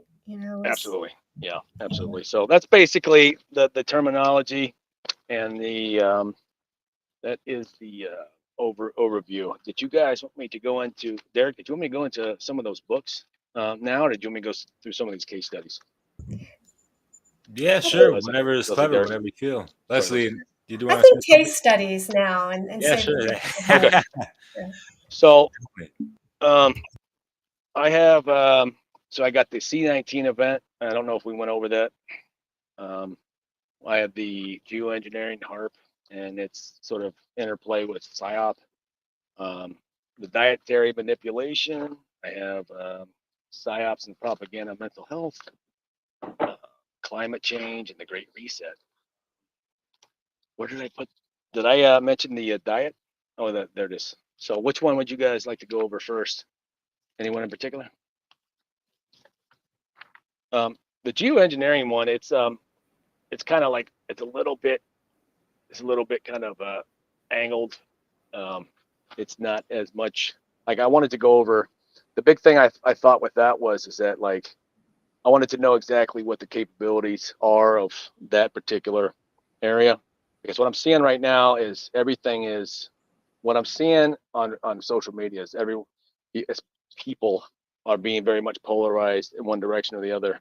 It was a controlled event versus you're crazy for even thinking that. So what I wanted to do was like present like, hey, the capability to control weather. Many of us know that, but what I'm seeing with this event is that you're seeing people get polarized, and I'm like, so I'm automatically thinking like this is something that we need to look at. But did you guys want to go in any particular direction with that? Why don't you start with that? Yeah, Yeah, what definitely. you're discovering about the There's weather manipulation and. I just ran across Okay, so I made years ago of something to the tune of paraphrasing that like any talk or argument in support of global warming is ostensible if geoengineering is not included in that rhetoric in a sense. Well, yeah, and my assertion is that they're geoengineering a couple degrees of warmth. I came across a couple. There's a podcast that a guy, you guys know Higher Side Chats. You've heard of Higher Side Chats. Greg Carlson or Carwood. Yeah, Carlwood. Yeah, and he's one of my friends on Facebook, and I've listened to him. I pay for years. that. Yeah. And he's from I think lives out in San Diego. He does great. He does a lot of good San Diego, stuff. sure. So much of his content I'm not totally into, but he does some really good stuff. And he did this was this interview he did with a guy who actually he studied the geoengineering climate change, and he had a very solid bit of information to back his claim up, which his claim was, and I differ with him a little bit, but his claim was is that they changed the fuel mixture back in the 70s and 80s, and the chemtrails, the people, oh shit, I probably should say that. I'll probably get banned for that. The exhaust, it creates a low-lying cirrus cloud, a blanket, and that's actually trapping heat. So what you're saying, Derek, is that according to I think his name was Mike Lee. You guys go check out Great Carl Wood over at Higher Side. It's an older episode. You have to search it in Google. It's I think it's Mike Lee, something Lee. But And he interviewed Alana Freeland as well. She wrote a book called, I don't know if it's titled that, but think of ionospheric heating. That's one of the operations that are involved in the geoengineering. So like just the heating of the ionosphere, like hello, like but that alone, like going back to what you're saying, sorry. With the jet fuel just changing. Well, I mean, and there was no reason to do it, which it created more of it didn't make any sense that they changed it because it became more expensive. His basic assertion is that there was, and he had so much information to back this up. He's like, they're trying to raise the temperature by a couple degrees by basically, changing and this is how they figured out they would change the fuel mixture, which would create these quote trails, which would trap heat because it creates a blanket of cirrus cloud. We all see how that works. And the idea that he came up with was that they were trying to melt Antarctica to get out the resources there. And he was like, everybody's got a claim to that land, so they must know. And so what they're doing in order to kind of create this control system is they're using the climate change and it's you people, you got to give up your individual liberty because look at what you're doing. And they don't even address nations that are the most polluting nations, which are we know what those are. I mean, people can figure that out because we have in the West we have pretty strict standards in terms of all that nuclear power. It's like part of that podcast I sent you all, he goes into some of that, which is it ties into what this dude was saying. So I'd recommend people to go check that out. So, I mean, just with that argument, it's like, again, the polarization. It's like, it's either this or that. It's like, no, it's a spectrum. And somewhere in there, you're going to find bits and pieces. You might be able to make the puzzle into a picture, but sometimes we can't, but it's like, so it's better just to get as much information. So geoengineering, so part of what I did with this was kind of go into the technology. So it's pretty thick in terms of notes. So this is geoengineering HARP, and I put this together at the last minute, like when I told you guys, in PSYOP. So I tried to tie in how it's kind of being used, like I already explained. So geoengineering, weather mod tech, it's they've been subjects of discussion and conspiracy theories for decades. And so HARP stands for High Frequency Active Auroral Research Program, and it involves cloud seeding methods, which has been around forever, and they're viewed as tools for environmental manipulation that go beyond weather control for agriculture. For agriculture military purposes. So from a PSYOP perspective, the deliberate manipulation of weather and climate through geoengineering creates a complex field for social control, public perception management, and even covert military operations. Now, being an ex-military guy, going back to what Leslie said before about the compartmentalization, there isn't necessarily the majority of people don't necessarily know what they're involved with in terms of the big picture, depending upon who you are and what you're doing. It's like we talked about Michael Aquino and how I was trying to emphasize how important that dude is in terms of understanding PSYOP and how much of what the story. I think they went after Michael Aquino. because he like I said, I watched hours. I'm gonna get back on topic here, but all the sort of psyop behind the character assassination of him, there is no way that a man like that dude, like, and he did exactly what I did in the military, except he was the guy that basically created a lot of the psyop sort of um he created a lot of the psyop, but like he was an outside the box type of guy. And he was involved with the Temple of Sit and all these things, and he got tied into that Monterey pedophile thing. And I'm like, look, that dude, he had security clearances I'd never even heard of. There's no way a guy, he's not gonna get, like, that's not how that works. Like, so I think they went after him because I watched hours of his interviews, and he was revealing a lot of information, and he knew a lot of. He talked about MK Ultra, and he talked about how MK Ultra was silly, and how, like, he knew the people involved with MK Ultra, and he's like, you can't actually influence people in that way, like grooming, for example. Like, you can't force anybody to do what you want them to do unless you start getting to the biology area, unless you start tapping into their. Well, trauma does that. That's the whole thing, is Yeah. trauma, creates such a degree of dissociation. Yep. Right. His point was, like, the MK Ultra was a lot about creating like that sort of Manchurian candidate type of. That's what that was about in particular. There's other, like, I sent you guys that link on the Monroe Institute and some of the other. They were dealing with the in my opinion, looking at that, the Monroe Institute, that program that I sent you a link on, I think, like, they were dealing with remote viewing and all these other things. And as far as I could see, there's some crazy stuff about, like, there's some stuff there. And they studied, the CIA and the Army did. But what Aquino was kind of getting at was that you can't actually, MK Ultra was a massive waste of money because you can't control people's, like, behavior. At the end of the day, they're going to do what they choose to do. This goes back to Viktor Frankl, his famous book, Man's Search for Meaning. And so that's kind of where he was coming from. But he's somebody that people should look at, and everyone should go and read Mind War.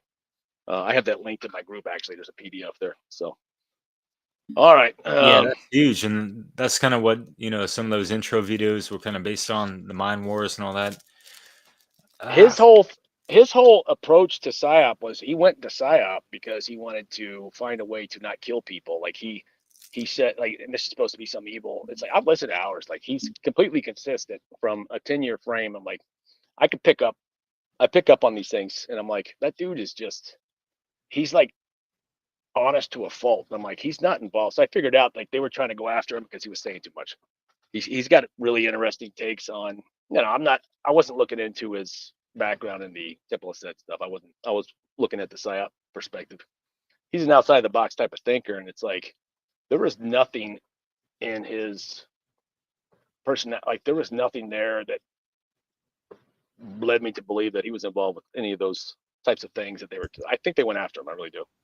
Well, I will say that there is some evidence that he was involved with the sexual trafficking and manipulation of individuals. I mean, so okay. Well, if that's true, then take that into consideration. But if you're going to, I would recommend reading Mind War, which is what he's responsible for, because there's a lot to be there. I'm not saying that's wrong. That could very well be the case. I don't know the guy, but I don't want people to, like, I want people to go read what he wrote in terms of Mind War. So I'm trying to, like, anyway. Yeah, I kind of see him as like an Aleister Crowley type of archetype, in a sense, where author of books and this and that, had a major influence. Crowley, if people didn't know, he was like MI5 or some shit like that. Oh, is that right? Like double agent type of stuff, into the spiritual world, but also behind the scenes on some other military type of operational stuff. But yeah. Well, yeah, he was hooked up with Graham Parsons and all those guys, and they were all involved with, like, is it Graham Parsons? Yeah, what's that guy's name? And then L. Ron Hubbard. Oh, really? Oh, shit. Dianetics. Oh yeah, Yeah. yeah. They were all Dianetics, yeah. yeah, man, and they were all connected with like Air Force intelligence. I mean, yeah, dude, it's crazy. It's What crazy. the hell, man? I Shit. mean, Yeah, Kathy O'Brien has some references to Aquino, and I have like my own kind of a, association that I've seen to that name related to some pretty corrupt shit. So I bet you it is a Could bit of be. a big bag, but I don't Yeah, know.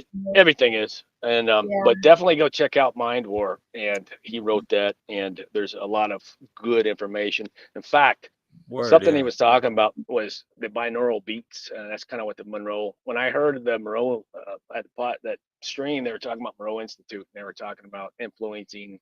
They were talking like I sent you guys that link about the remote viewing, and there was something about like binaural beats, and I was like, holy shit! I was like, Aquino was talking about that on one of those podcasts, one of those interviews I heard. Now we know what those are, right? We know now, but like back in the day, like they use those to sort of and he was talking about that, and that's like I was like, what the no, binaural beats. It's like people listen to that to get calm or something, and it's like, and then I read just recently the guy was talking about how they use that to induce trance states, and I'm like, whoa, wait a second, there's a connection there. So worth looking into for sure. I mean, I definitely don't want to be defending somebody that did these sort of bad things, but Yeah, no worries. might But be the case. and I brought up Crawley just because, he brought up some good information and wrote books, and, people just need to distinguish, the information from the character. It Yeah. doesn't even matter Yep. Same in thing. the end. Like, what Same are thing. people actually taking away from that and applying to their life or reality to make anything better? Okay, Chris Jansen said Jack Parsons. Okay, cheers, Yeah. brother. There you go. I said what I say, Graham Parsons. Yeah, Jack Parsons. There you go. All right, so speaking of Dianetics, it reminds me of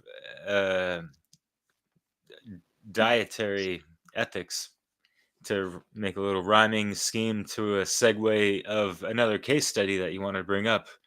You want to get into that instead? Okay. Unless Yeah, you wanted to that finish harp, any kind of the points, harp thing.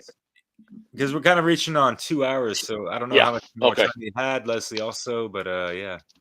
I'm good just for that, keep man. flowing. I'm here. I don't have a deadline, so just keep flowing. Yeah, neither do I. Yeah, it's all Do too you good. do you want to hear about the dietary stuff there? Sure, yeah. You want to get on that, or you want to? We could do. I mean, the harp thing is like I just went into a lot of detail about like kind of what it is.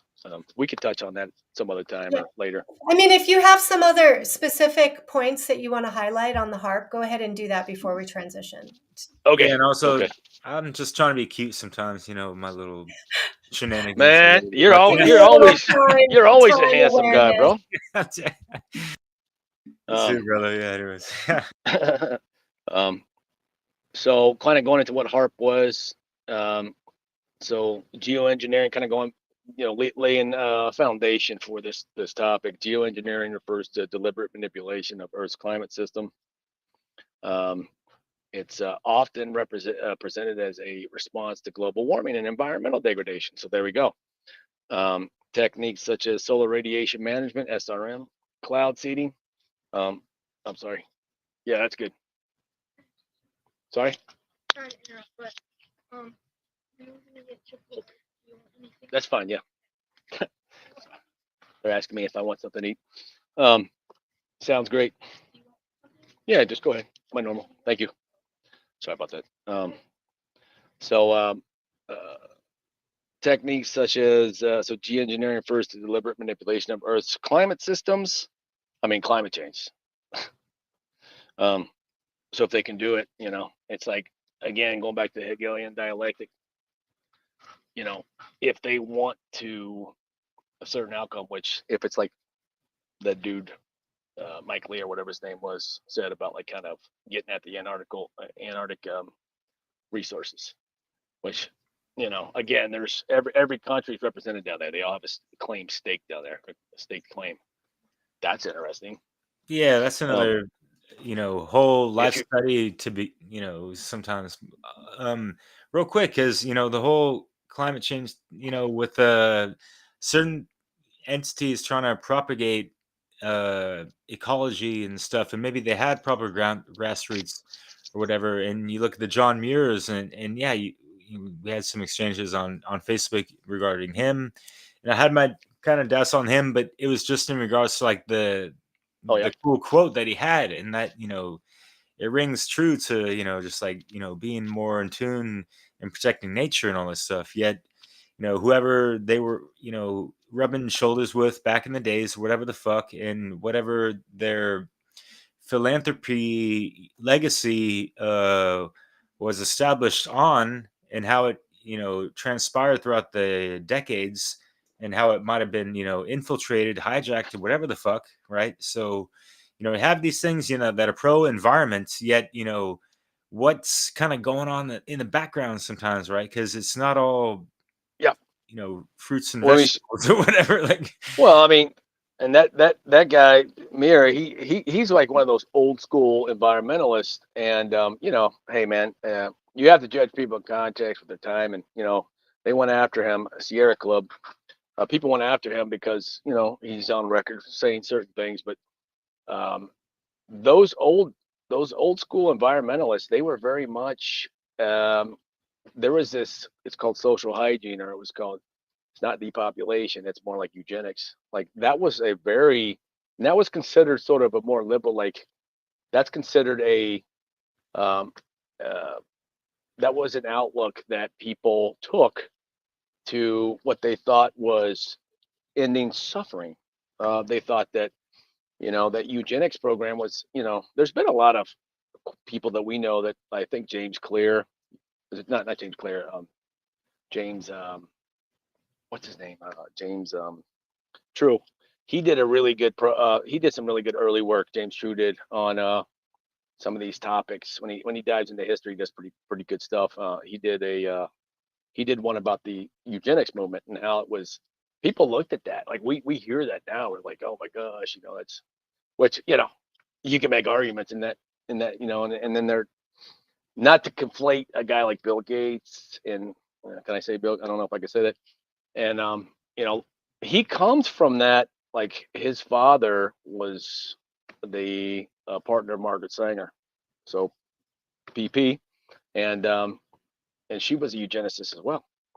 And so Mir, he was of that mindset, and that was considered a liberal stance, because it was like, hey, we need to end people suffering, because there's a lot of poverty, and there's arguments to be made. Clearly, it's like a whole different thing now. So, Well, we have assisted suicide, some legalized oh assisted yeah, suicide here in California and Oregon. It's plus an Canada, interesting update. Yeah. well, you seen what's going on in Canada, and it was like they're even pushing people, like they're trying to influence people in that direction in Canada. It's like so yeah, it's kind of along the same lines, right? So let's get back to this real quick. I'm sorry, guys, for ranting. I get off on these tangents. HARP, an ionospheric research program, is run by the U.S. military, has frequently been linked to conspiracy theories. And I'm not putting my opinion. I'm just trying to do an analytical take on this regarding weather control and even mind control due to its capabilities of altering the Earth's atmosphere. So these concerns are tied into larger narratives about government secrecy, military black projects, and potential for using weather mod as a weapon of war or a tool of social control. And this all this sort of data is going to really hit home when we kind of think about what's just recently happened. So from a PSYOPs and propaganda perspective, the secrecy and controversial nature of geoengineering and HARP present opportunities for controlling narratives. So getting back to some of those vocabulary words I brought up, controlling narratives, manipulating public perception, and using the climate as a means of societal influence. So there's some themes that arise from an analysis of geoengineering through the lens of PSYOP. So we got controlling of the narrative. So you're framing it as an environmental necessity. So official narratives frame geoengineering as a necessary response to climate change. Oh, how convenient. Positioning it as a last resort to save humanity from environmental collapse. Suppressing opposition through misinformation. We're seeing a lot of, we haven't seen it yet, but I'm starting to see all the polarization happen with what happened down south, not that far from me. And there's a good chance that it will be. So suppressing opposition through misinformation. So any critical discussion of geoengineering, even though we have how many videos of the officials on record? What was the CIA director? What was his real famous video? I went to Casey. I think it was one of the Was other it ones. There's a Gunderson? video. No. Well, Ted he Gunderson? was on. He comes out and says it. He's like, Some oh, other I mean, stuff. it's not even a question. They absolutely have the ability, you know. But when Yeah. it comes from a CIA guy that's CIA director, former, that's saying it in front of everyone. I mean, you know, so any critical discussion of geoengineering, particularly its darker potential uses, often labeled as conspiracy theory, is not a very useful term to delegitimize any discussion. Again, going back to the framing the debate, the polarization. Hey, it's either this or that, and there's no gray area. There's no debate. So you just control the debate. So debate, suppression of opposition is a classic PSYOP technique. Let's see here. Appeal to authority and expertise. So the geoengineering, we heard this back in 2020. Trust the experts. Trust the science, right? Appeal to authority. That's a basic fallacy, and expertise. So geoengineering narrative heavily relies on scientific experts and authoritative bodies such as the UN, Agenda 21, Agenda 2030, Sustainable Goals, United Nations, or prestigious universities to lead credibility to these technologies. So what's the impact of weather manipulation? Well, a psychological impact, creating fear and dependency. Weather events, particularly extreme ones, and this is kind of what I was getting at before, like hurricanes, droughts, or floods, often create mass fear and chaos, which that's a normal human reaction. So if populations, this is what I said before, begin to believe that their governments or foreign adversaries can control these events, it fosters a sense of powerlessness and dependency. And this dynamic allows for greater social control as populations look to governments or international institutions for protection and solutions. Isn't that interesting? So weaponization of the weather, and this is something that's been talked about like back in the 40s. I mean, it's the idea that weather can be used as a weapon, such as inducing droughts in enemy territories or causing flooding, is key in key strategic areas. It's long been considered within military planning. So this is something, again, it's been known by the military. There's a lot of white papers out about that, you know, kind of discussing this, going back to what Mike Lee said about the Air Force, like the Air Force. There's an actual white paper on the Air Force, from the Air Force, talking about how there was like a 1.8 degree change or change in the surface temperature caused by the blanket of cirrus clouds. That's enough to get at what they want to get at down there, down south in Antarctica, which is what they got. That was the guy's argument. So it makes perfect sense. I mean, I had very little trouble. Like, he was really thorough. I'll try to link that. I'll have to go find that. It's a very good episode. Ray Carlwood, Fireside Chats. Mike Lee. I'm pretty sure his name is Mike Lee. Let's see here. So weaponization of weather, the idea that weather can be used as a weapon, such as inducing drought. I already went over that. So increased cognitive dissonance, the cognitive dissonance. So there you go with that term again. The scientific consensus presented by the media, coupled with the visible reality of severe weather events, creates cognitive dissonance in the public. On one hand, geoengineering is presented as a solution to environmental crisis, but on the other hand, suspicion of its military and political applications persists. So the tension being exploited in PSYOPs by fostering confusion and creating divided public opinion on the ethics and safety of geoengineering. So secrecy, military application, and covert ops. So geoengineering is a black project. So go back to that term, black propaganda, black PSYOP. So many aspects of geoengineering, especially in its military application, remain classified or concealed under the guise of national security. So we know that there's actual white papers talking about geoengineering. So what I like to tell people about military technology is that what you're seeing out there in the real world is 50 years behind.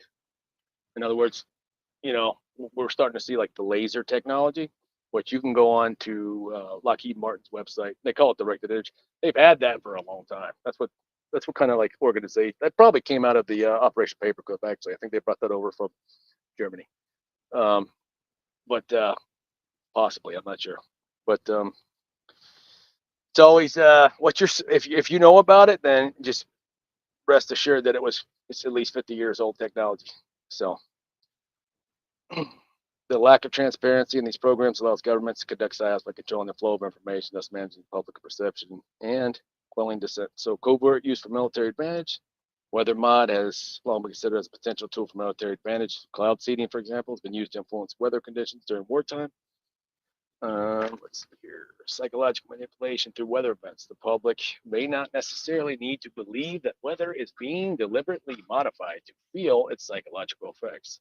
Severe weather events already create fear, stress, and anxiety, which we know that.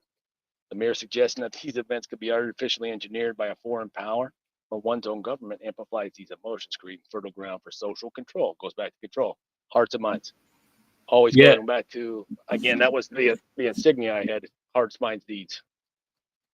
That I had an insignia that we wore on a uniform. It said hearts, minds, deeds. Ah, shoot. What was the last thing you said? Oh, yeah. So it seems like with that control of perception, it's like we're always pointing the finger like, oh, it's their fault. They're trying to control the stuff, when it's kind of like the pot calling the kettle black and all that jazz. Do you see the comment posted down below? Are you familiar What's with that? the book of Dune? And as far as Yeah. projective programming and just allegories and that kind of stuff, and foretelling or even forewarning the public populace, through these mediums of books, literature, movies, television, whatever, that are Yeah. You a know what? little bit outside of the programming. Any insights to this comment or anything of the sort? Yeah, you're familiar with that term. I guarantee you know what that term Thank you, is. Mindhack, for the comments, by the way. Appreciate it. Yeah, go, Ab. I'm sorry. Oh, that's my buddy there. That's my buddy, Mindhack. What's up, bud? Oh, cool. What's the word that our good buddy? Speaking of Canada, what's our good buddy up in Canada? The Scottish one. Do you remember him? The you know what that is? The Canadian Scot who always talked like this. I know, Leslie. You know who this is. Tell me who this is. He was doing all of the. He was the guy that did all the commentary before. I'm kind of like trying to get your help here because I'm blanking John? too. I know who it is. No, it's the old. He used to always give his commentary. He was talking about the controllers. He was like quote Alex Jones, which I won't even get to that guy. But Watt? What was his name? Alan Watts? Something Watt was it? It was Alan Watt. Yeah. Okay, was He's he the Scottish? one. I don't know. Yeah. I know very few Scotsmen, but anyways, go for it. Yeah. No, yeah, he's actually from Scotland. He's from Okay, Scotland. He moved Irish to to Canada. English. Yeah, fuck. Yeah, Anyway. he's got that real interesting accent. But he predictive programming is what you're talking about, Derek. And I know that term was on the tip of your tongue. No. Predictive Like, programming. I'm too familiar with that term, but I feel like I'm trying to flip the script on that word because it seems more projective programming. Because what are they predicting? What's the definition of predicting? It almost Maybe that's a better. Maybe that's a better way to frame it. Yeah. I'm That's trying to probably frame a it better in way a to frame it. more accurate way, but it's all the same in the end. I'm not trying to get into semantics to get caught up on that. But No, absolutely. No, if they're in you're the like, know, so they're not guessing. They know what the fuck's up. They're just trying to seed the public to a certain extent. consciousness. I Like mean, there's a certain 1984 outcome. and Like the Simpsons. Well, there's a certain they did outcome. another one. Sorry. No, go ahead. Go there. No, Leslie, yeah. Go there. Go ahead. well, I mean, there's a lot of shows like The Simpsons, like 1984. The books and different things that people find that are predicting, like things like 9/11 or wars. And what's your theory on that? Well, I mean, like going back to what we were saying, it's like they have it. It's the Hegelian dialect. They have a desired outcome they want. That doesn't mean they're going to get it, but they might get something close to it. You know what I mean? And projected programming. So I think that speaks to what Derek was saying, which is like they can't actually, like going back to what we were saying before, you can't the end of the day, unless you have a biological, there's technology to control people via technology, and you're tapping into their brain. That's the Delgado did that with the bull. So this was back in the 70s. They had a technology. That's why I was saying like nanotech really freaks me out, because once persuasion moves out of the realm of psychology, moves into the realm of biology, that's something that scares the shit out of me. And if Delgado was doing that back in the 70s and 80s, and again, there's that famous video where they're like radio controlled or remote controlled, controlling the bull to stop them charging. And then it's a really uncanny visual where the bull's just running in circles. That they were controlling that, and they had that technology back then. So when influence and propaganda moves out of the realm of PSYOP and propaganda moves out of that realm and it moves into the, and I think this is where they're going. I really do. And this is what, at that point, if things go in that direction, it's like, well, what can you do? I mean, we'll be like the Matrix pulling the thing out of our skin or something. You know what I mean? But yeah, There's a fine line. Sorry. Fine line Sorry? between psychology. There's a fine line between psychology and biology. They're really not separate. So I think that when you're looking at whether it's trauma or harmonics, yeah, that's right. The body keeps the score. Yeah, so Yep. it's like pushing things to that level that Yep. takes it Yep. out of conscious choice into a biological reaction that then becomes manipulatable, outside of a Good person's point. will to some extent, That So, includes a lot of, like, that's basically predisposed, or that's like dependent upon trauma though, right? That's essentially how that works. but that's one way, right? And I Or the understand that physical. like they've gone even beyond just repeated traumatization to like harmonic type of controls and Oh other yeah. types of Oh yeah. manipulation of people, right? Yeah. Well, sound. They have sound weapons. They definitely have sound weapons. So if it can, if it can cause physical sort of trauma, it could probably, obviously. And we hear a lot about the quote, the stalking, the stalking thing. I don't know what the actual word is. A lot of people claim to be sort of being manipulated through digital stalking or targeted individual, that kind of shit, or whatever. Yeah. There's And I like met somebody that, group. Oh God, there's another term I've heard, where people are claiming that gang stalking. Sorry. gang stalking. Yes, there's that, and then there's, like you said, there's the targeted individual stuff where I had a friend that, I mean, there's no reason. I mean, he excuse me, he claimed to be targeted individual. Damn. And Yeah, so there's no reason for me to. You're talking about Jose Delgado, that did the mechanical bull that kind of, controlled the bull. Sorry. So good. Gesundheit, as we were saying. Health.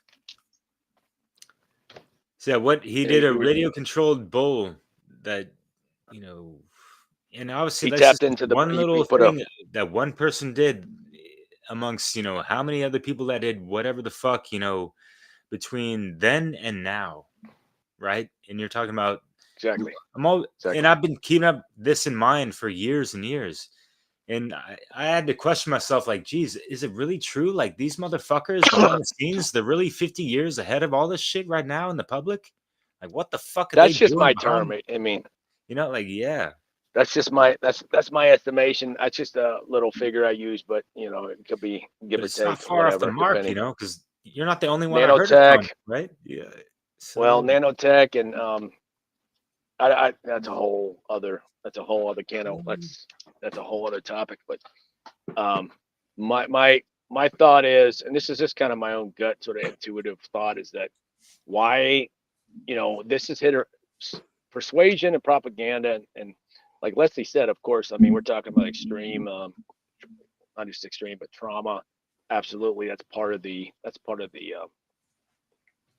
way that you can control people, or not control, but influence people in a certain way.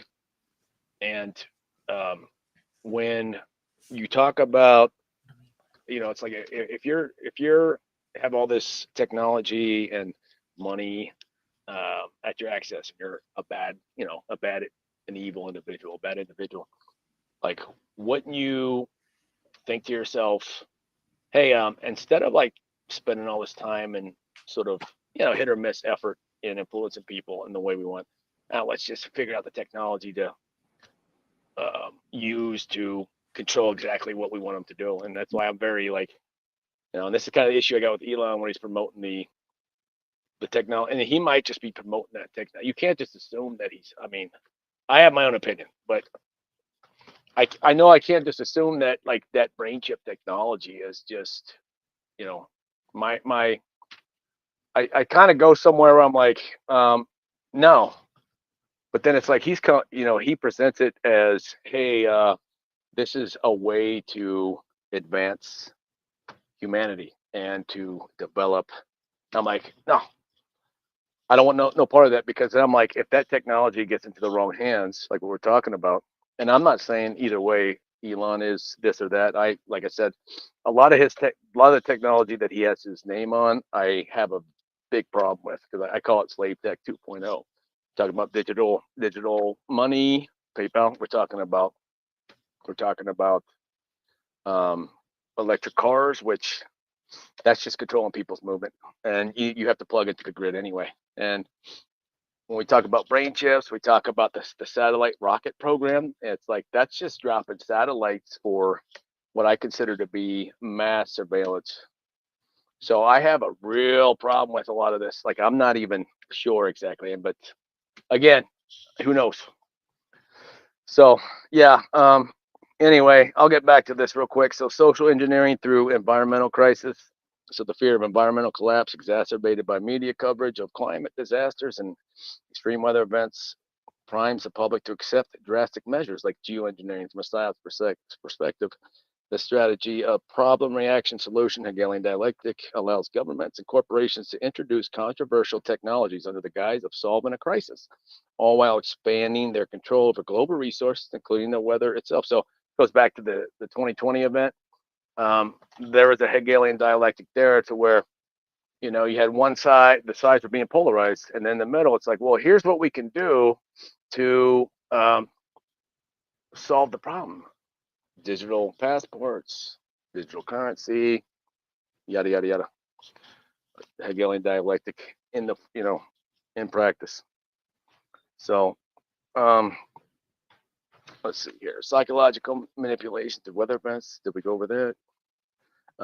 Public may not necessarily need to believe. Okay, we went over that. So this was just social engineering through environmental. We got that. So geoengineering and HARP represent a convergence of technology, military strategy, and psychological operations. And the ability to manipulate the weather, whether for environmental purposes or covert military operations, offers immense power to those who control it by managing the public narrative around geoengineering and discrediting opposition. So governments and corporations can maintain control over these controversial technologies, using them not only to address environmental issues, but also as tools for geopolitical influence and social control. Damn, man. Give me a second. Give me a second, guys. Yeah, no worries. Real quick. All right. Let me, I'll up here for a minute. Do your thing. How do I? I'll ask you afterwards, but this sounds so much. Give me 1 minute. I'll be right back. Yeah, we're gonna keep it flowing while you're doing the thing. Yeah, no worries. Sounds good. I'm gonna hit that bathroom real quick. All right, thank you. Yeah, sure. Yeah, we all human here. Yeah. Yeah, this is fascinating. I appreciate how he is really shedding light on these events with the strategies, right? And my view is like we should know these strategies, and we should be careful that we're not participating in them. That's really why I wanted to have this conversation, right? And because we see this being played out on Facebook pretty much on a daily basis with whatever, right? People posting memes and not really understanding the whole meaning behind whatever's being portrayed behind them sometimes. And yeah, it's just it can be a shit show quite easily when people haven't done their due diligence and they're just kind of regurgitating, what they kind of seen, and with the confirmation biases attached and all that jazz. To whatever degree of truth that might be entailed in those things, it's like it's not a black and Right. white issue a lot of times. Sometimes. Yeah. And I think, he's highlighting a lot of points that we've made throughout our various shows, about the importance of kind of knowing thyself and being very aware of what's driving your own consciousness. Is it conscious or is it unconscious? Is it emotional? Is it logical? Are you using critical thinking? Are you using the trivium? So, wherever we are in trying to influence, right, like on social media or with our own websites or so forth, we want to be very conscious of our own use of these techniques, right, that then I think end up delegitimizing our concepts, so being principle based, to me is the most important thing, coming back to principle, being clear on what we know to be true versus what we are assuming or believe, right? Sorting out the difference between belief and real knowing, because I think we want to value the truth and not just try to emotionally manipulate people. We have choices to make in our own marketing, right? Yeah. Sorry about that, guys. Yeah, It's no okay. worries. Yeah, we'll go. All right, so to bring us back We to good? speed, yeah, for sure. So what you were just talking about, it really reminded me of things of the nature of I'm sure you've read was it Dr. Coleman's Community 300, or and I want to ask you even just the validity of the Iron Mountain Report document. I'm sure you're familiar with that. Oh shit, you're frozen. Oh no, you're good. You're back. You heard about that? The Iron Mountain Report? Back. Yeah, Because they Coleman. speak about weather is, like, so, all the elitists that are been so used to and comfortable over, making money off of the wartime, they're looking into the future like, okay, yeah, like humanity, we want them to evolve and be in some kind of peaceful time. But how are we going to profit off of that, when we're so used to profiting off of the war because we're funding both sides or all sides or whatever the fuck, right? So one of those things was like weather warfare or like these, man-made, quote unquote, natural disasters, right? So how does that play into what you were just talking about? Because it seems that's just goes hand in hand. It's just been written, from different hands, from different ages and Well, times. if you think about going back to Julian Huxley, Aldous Huxley, their father, who was, of course, Aldous Huxley was the writer of Brave New World, which I believe is a very, I think it's a sort of a blueprint. I think he was privy to some of these quote plans, and I think that's what Brave New World. We're not really moving into 1984. That was attempted. I think 1984 was basically the Soviet. That's the communist, like sort of the Soviet Union model, which doesn't really work that well. And I think that the Brave New World model, while everything's subject to. I mean, one thing people need to understand is that like these planners, these groups, it's like there's always opposition. Like I said, not every billionaire is an evil. There's people actually in opposition to it. Like one of the big black pills that I see that needs to probably be left behind is that this idea that whether it be World Economic Forum, which Klaus Schwab, he's just a spokesperson. He's not really anybody that important in terms of like he's out there. Anybody that's done public relations, even Bill Gates, it's like they're not that important in terms of like they're doing public relations. So I think that back in the day that the idea behind overpopulation, they've been promoting that since like the 1800s, man. It's like middle 1800s, and it's like, and there was some weird statistic I read, like, all the people in the world could have like an acre of land in Texas or something like that. And it's like, if you've ever flown long distances, you'll see this vast tracts of land. There's nobody there. But that population, and this goes back to, like you said earlier, you mentioned that was the group that you mentioned before.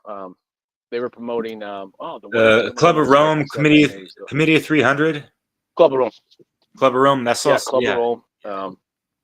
John So Coleman. they this overpopulation, this whole thing has been a outward, like we were just talking, what I just brought up. There's this outward, well, it's the Hegel. It always goes back to Hegelian dialectic, and the they're presenting the problem, and partially they're creating the problem. They might be influencing people to believe that it is the problem, and maybe with like what we're talking about geoengineering, maybe they're creating a problem in terms of they can influence the weather, and it's like, well, we need to do X, Y, Z in order to solve this problem. It's like, and at the end of the day, more power is being gained by these people. And it's like, I just you just have to keep in mind that like not everybody that has influence is on team evil. Like there's people out there, and that's kind of that one stream I sent you. That's the point he was making. It's like not everybody's. It's hard to, us kind of looking at it. It's like, we look at some of these individuals and how they're presented by. No, we don't know these people. We don't really know, but it's like, again, going back to that thing we started off with, like there's a spectrum. Like there ain't this or that. It's like there's a spectrum in between. There's degrees of the thing.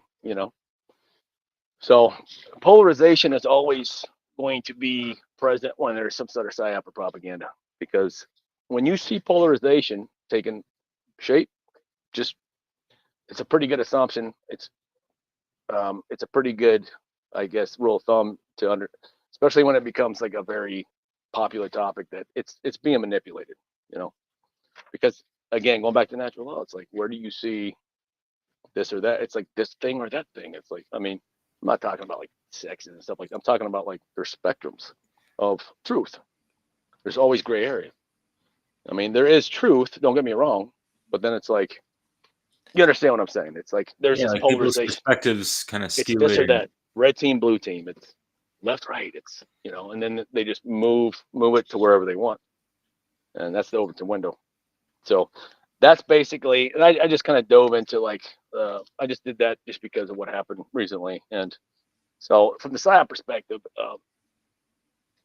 that's, I'm not trying to insinuate that like people in the I mean, it's one of those topics where it's like just being aware of what the capability is. Like the capability's there, and it's like it's not even a question. I mean, now how it's going to be used to manipulate people, it's like, hey man, we have that capability, and we're just going to do this one thing real quick, and now from now on we don't really, kind of like some of the events that we see that have a whole bunch of it's presented, these events happen. I'm just going to say events. And it's like presented to the public as a certain thing, and then people start looking. Let's say JFK assassination. That's the very first one in terms of like popular American culture. It was presented as, and that's where the term conspiracy theory came from, as far as I could tell. And that was it's presented its very particular way. But then when you start looking into it, it's like, well, wait a second. And then there's all these other angles, and then before you know it, there's influencers involved trying to steer it one way or the other, and here's the acceptable, and everybody knows that was a conspiracy. So just by the basic definition of conspiracy, which is what, two or more people coming together to conspire. I mean, that's all the time. Like we're conspiring right now. So all of a sudden it's like, hey man, we're going to control the dialogue of the JFK assassination. We're going to present. At some point, though, it goes back to that saturation that we talked about, the information saturation, to where you can't, there's so many different angles to where it's like, well, shit, and then you're just like, forget about it, you know, because it's like we know something. It wasn't what they told us, you know. So anyway, there's that. So I went into that.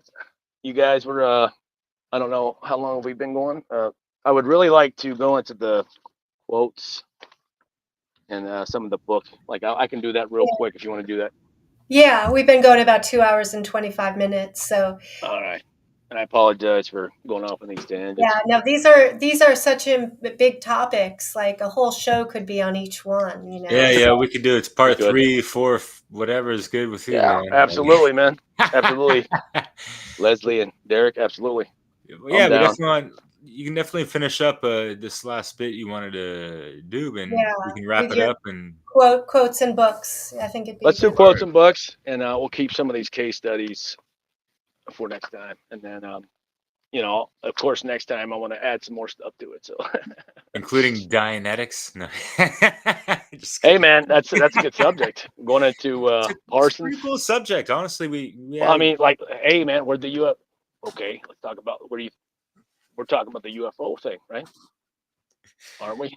Like that was all like wasn't I'm pretty sure quite a bit of the Parsons and Hilbert, like Hilbert was he was his partner or his good friend, and who did like um, who was the guy Aleister Crowley. Like I don't know how much he had to do with that, but I think those guys didn't that whole UFO alien thing kind of isn't that kind of where it originated from? I mean, in terms of modern culture, like modern. That's a good subject to look into. I might go ahead and do that actually. So, I'm not for sure about that. I think that's where the modern sort of. I was trying to be coy or cute. No, that's a great study, but is the UFO not one of the biggest? You know, is that not one of the biggest, most divisive, most? I mean, the mainstream media has been pushing that for how long? I mean, you know, and now even recently it was like all these reveals coming from these high-ranking. The Air Force was promoting it. Tucker Carlson was promoting it. Tucker Carlson, he's got a lot of influence. So what's that? I mean, he can influence people. I mean, all these mainstream people, it's like they're connected in some way. Not saying they're malevolent. I'm just saying that just understand that they're the ones who are kind of creating the field of play, right? We're looking at And the then chessboard, and who are the players on the chessboard, almost amongst the pawns, in a sense, right? yeah, who created the chessboard? Whose table's it on? Who's placing?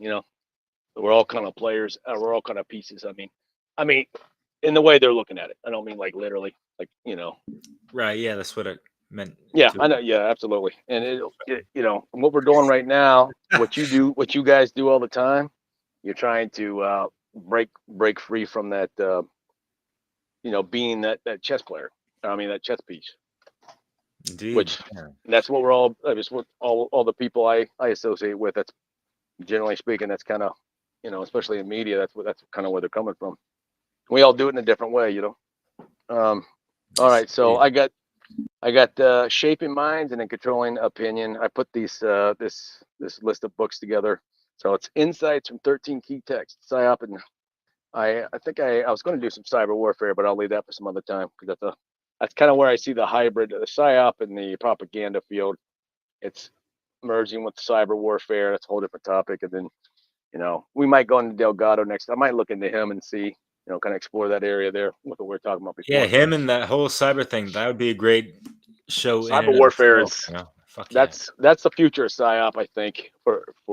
Because everything's done basically, with the exception of the holographic, blue beam stuff. Yeah. I'll bring up blue beam because I think there's a lot of PSYOP there too, because it becomes such a popular. It's an archetype at this point. It's a meme. So we can look at memes as forms of archetypes, really. So blue beam's an archetype at this point. And whenever I see that, I'm like, what's that old quote? I got one of these quotes about how repeating a lie so big that it can't be denied. Yeah, the Russian guy, I think. Anyways. Or a German, Goebbels. I don't know. Yeah, Doesn't matter. I believe so. Yeah, I mean that's one issue with some of these quotes. It's like you never know where they come from. So, so this is 13 key texts. So the first one is I would recommend reader or listeners go check some of these books out. Engineering of Consent. That's Bernays, 1955. So it's an essay, and Bernays, and many of these books are available. Everybody that we know should know. Archive.com has quite a bit. Try to get the PDF and just to get some, uh, get some sort of effort towards some of these books at least. But I would always recommend buying real books, because before we know it, these books are going to disappear. They're not going to be accessible. That's kind of the plan, I think. But the Engineering of Consent. So this is Bernays builds upon his earlier work, Propaganda, which is one of the go-to books. I have that sitting over there actually. To explore how mass psychology and public relations can be used. So mass psychology and public relations. So remember, I keep bringing up that comparison between two sides of the same coin. You got propaganda on one side, you have marketing, advertising. And this is largely from kind of Bernays. He basically he was a master of both, and it's two sides of the same coin. It really is. Excuse me. So he introduces the concept that those in power can guide public behavior by understanding the psychological triggers of the masses. Triggers. That's interesting. What do you think triggers? What do you think that would be? Fear. Fear of dying, fear that your children. Hearts and minds. So the second one is manufacturing consent, which we talked about, the political economy of the mass media. This is Ed Herman and Noam Chomsky, and this is 1988. I was 10 years old when this book was written, and I recall reading this back in high school as well. So Herman and Chomsky, excuse me, introduced the propaganda model, which demonstrates how corporate-owned mass media serves the interest of elites by framing news to align with government and corporate agendas. And then, again, Noam Chomsky, he's pretty well known to be on the left, and he's got a very particular, but he does a lot of good work with linguistics, and much of his work was built my foundation, back when I was in 6th grade listening to the Public Enemy, and this was back in, I graduated in 96. I was rocking out the Public Enemy shirt back in 6th grade, and I can't, what year was that? I don't even know, but that started my progression towards, Noam Chomsky eventually, and then learned what I needed from him, and moved on. Anyway, Public Opinion by Walter Lippmann. Lippmann argues that individuals form opinions based on simplified images or stereotypes, excuse me, making them vulnerable to manipulation. So simplified image or stereotypes. So remember how we discussed symbols, archetypal symbols, same thing. And this is a marketing book basically. So Public Opinion, that's more of a marketing book than propaganda book, I think. But this is the third. This was written in 1922, and he's talking about individuals form opinions based on simplified images or stereotypes. So if they know that, then isn't that going to dictate how they message if they're hitting their target audience? So 1922, making them vulnerable to manipulation by those who control media narratives. His examination of the pictures in our heads emphasizes the role of media in shaping perceptions that are detached from complex realities. Framing the narrative, how many times have we said that? And all this stuff is, you go over it enough, it's like you start to see the patterns, And again, it's all just deception. It really is manipulation. Muddying the waters, The Crowd, a study of the popular mind. This is 1895. This is a very real classic. This is Gustave Le Bon, Frenchman. Laban's pioneering study of crowd psychology reveals how individuals become irrational and emotionally driven when part of a group. This goes back to 2020 event. His exploration of how, and this is back 1895. His exploration of how crowds can be easily swayed by emotional appeals is critical for PSYOP practitioners who aim to manipulate group dynamics for political or military ends. 1895. Think about it. I mean, people were writing about this back then. People were writing about propaganda PSYOP back in 1895.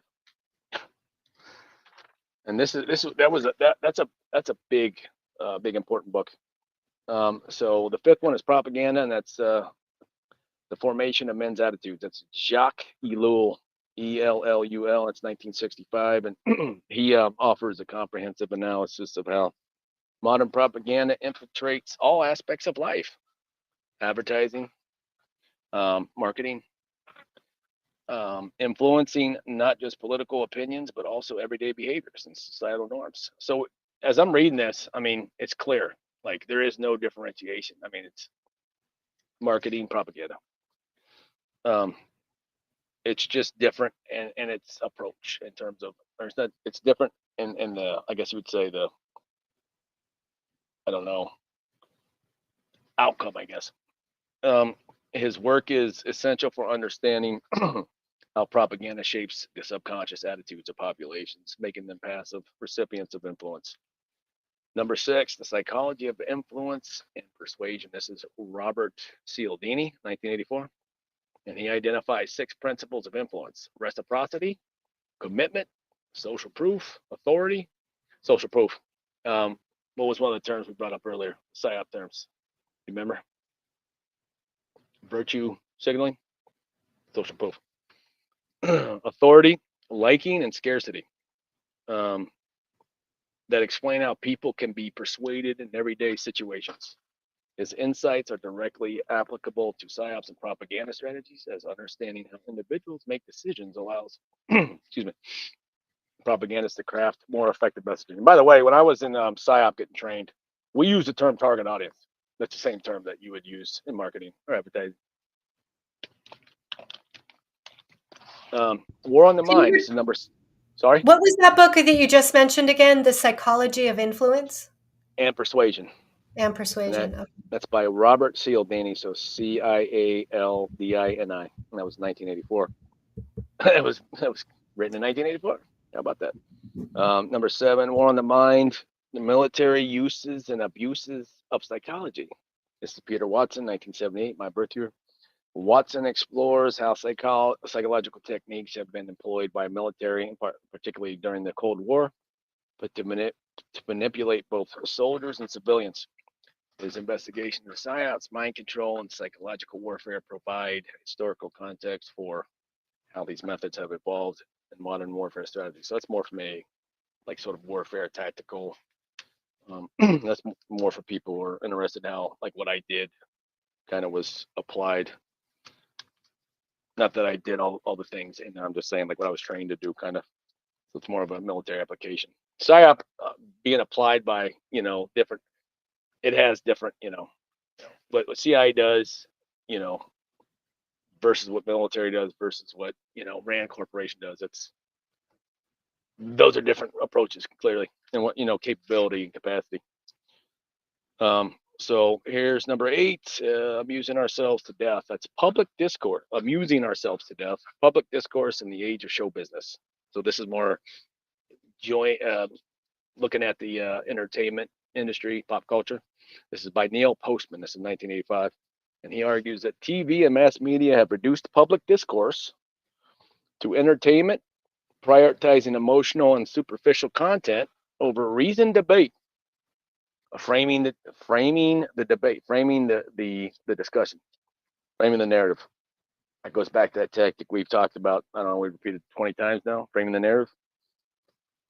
Pop culture is really good at that. If you want to influence hearts and minds, guess what? Music, movies, like you were talking about earlier, Derek. Poop culture, what? Pop culture, yeah, exactly. Like Mario West, good friend of ours. Poop culture. He says that. Yeah. Poop culture. Yeah, that's that pretty much sums it up. Because it's not really. It's yeah, yeah.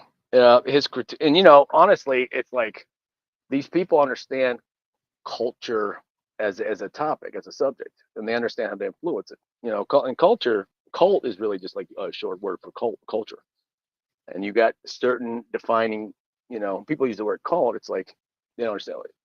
It's culture, and it has a negative connotation, but it's like people that you got to understand people's beliefs, their behaviors. This is how you influence people. And you can create culture creators. You've heard that term. Well, what is poop culture? What is pop culture? Culture creators, right? I mean, because we're talking about public, like back in the day when hip hop used to be, it was a conscientious thing as opposed to all of a sudden gangster rap comes around, NWA, and a lot of people, I was listening to them back in 5th grade, man. And for real. And and because we were exposed, that was, during my, I'm Gen X, and it's like, that's when that first popped up. And then we've seen all the stuff that's happening now in the hip hop world. And back in the day, there's a lot of connections between CIA, you had the Highway Ricky Ross situation with the, the introduction of, the crack cocaine into the certain areas and neighborhoods. And this was where the reporter was, suicided. CIA. And that's, that was part of that whole gangster rap culture, man. And do you remember the sort of making fun of that remember that movie CB4 that was kind of making fun of With Chris NWA? Rock, yeah. Yeah. This was back when I actually watched movies, man. Yeah, they were kind of making fun of that, like they were kind of showing it to be a concoction. It was not like like American Idol style now, where it was the same up until a certain point, where most of the time it's just created characters. So, and these people understand that pop culture influences more, not just, it's not the pop culture, it's the music. They take music and cinema and television and they manipulate it in the way they want because they understand how powerful it is. I mean, it's that old ancient, like the drama and the comedy, the tragedy and hope, Yeah, and I mentioned this in a couple shows before, even with the Corey Angelet, with the Freedom Summit. The second one's coming up in like a week. That's cool. I mentioned the whole fact that, like these controllers and stuff, they're trying to recruit the best and the brightest and the most talented to be those, people to, give the most shine and attraction to these things to kind of have that manipulation. Yeah. And then it's this. Voila. Yeah. Right? And it's like, hey, we're going to elevate you to God status, but you have to sign on that dotted line. Sell, like Bob Dylan said, sell your soul to the devil. The crossroads. I mean, they were talking. I mean, what does that mean? We see a lot happening recently with like some of that, and like it's saturation with the Diddy thing, but it's like, I mean, anybody that thinks pop culture or any sort of like, it's like, and didn't like American Idol kind of show everybody that stars are made or created? Isn't that what that was all about? That's what I took that as. That's what I was like, oh, they're revealing. It's called what's the term for that? It's not really a SAP term, but it's called revelation of the method. Mm-hmm. Yeah. Hidden in plain There's sight. recruiters for everything right now. Yeah. So, so number 8, amusing ourselves to death. Wait, already. Okay, so he argued. I went over that. So number 9 was the rape of the mind. That's a great title.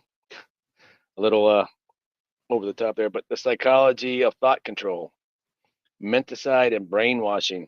And this is from I believe it's a Dutch guy. It's Joost, Joost Meerloo, Meerloo, and this is 1956. That's called The Rape of the Mind. That tells you exactly what he's thinking about this topic. It's the psychology of thought control. It's literally he's comparing it to rape, menticide, and brainwashing. Menticide. That's a pretty. I don't think I've ever heard that term. killing your mind. It's an exploration of brainwashing techniques used by totalitarian regimes. It's crucial for understanding the darker application of PSYOPs.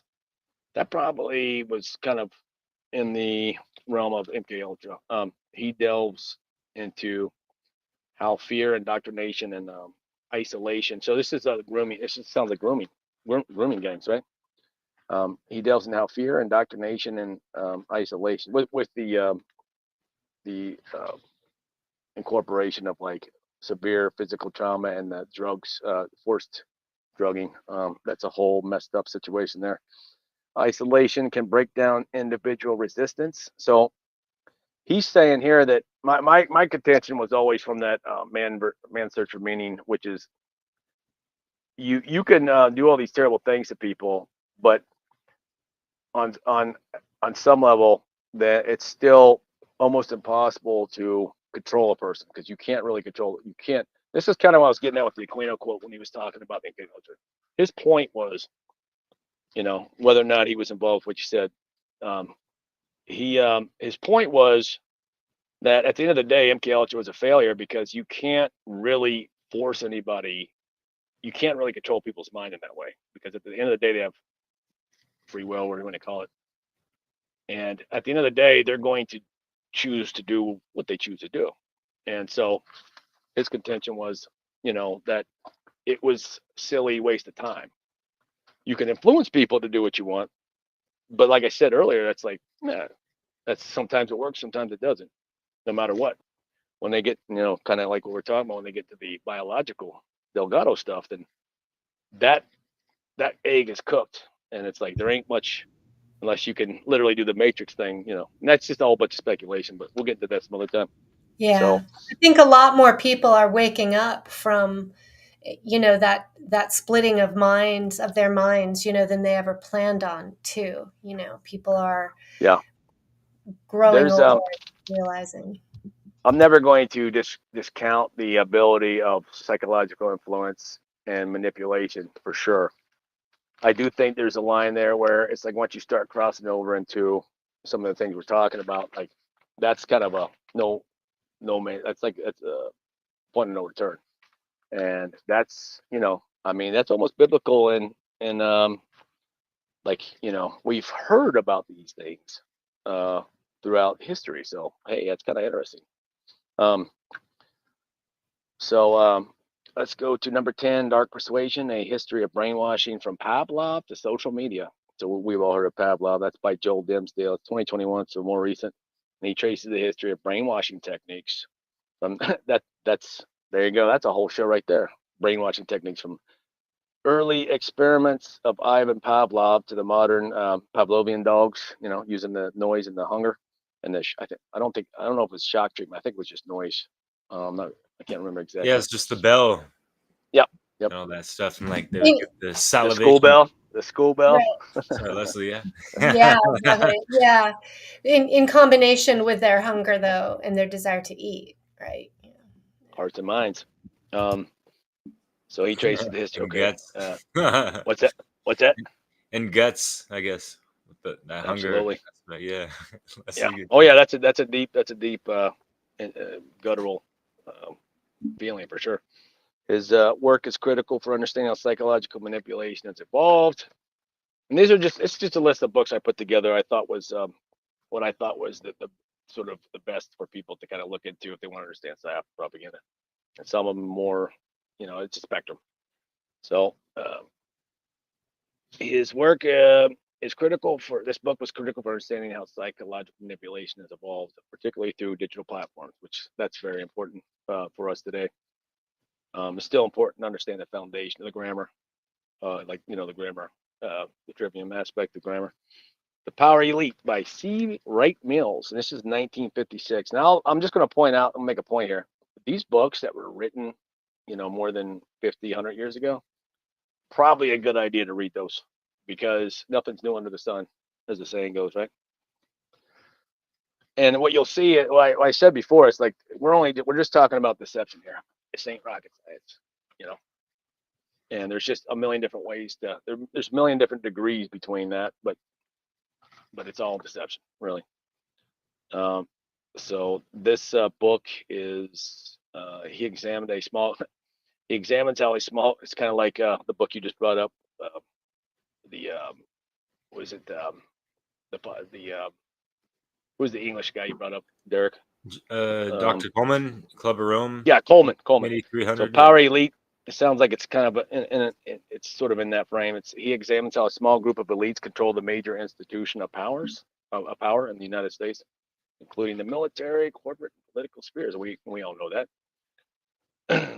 He argues that these elites use their control of media and propaganda to shape public opinion and maintain their dominance. This is back in '56.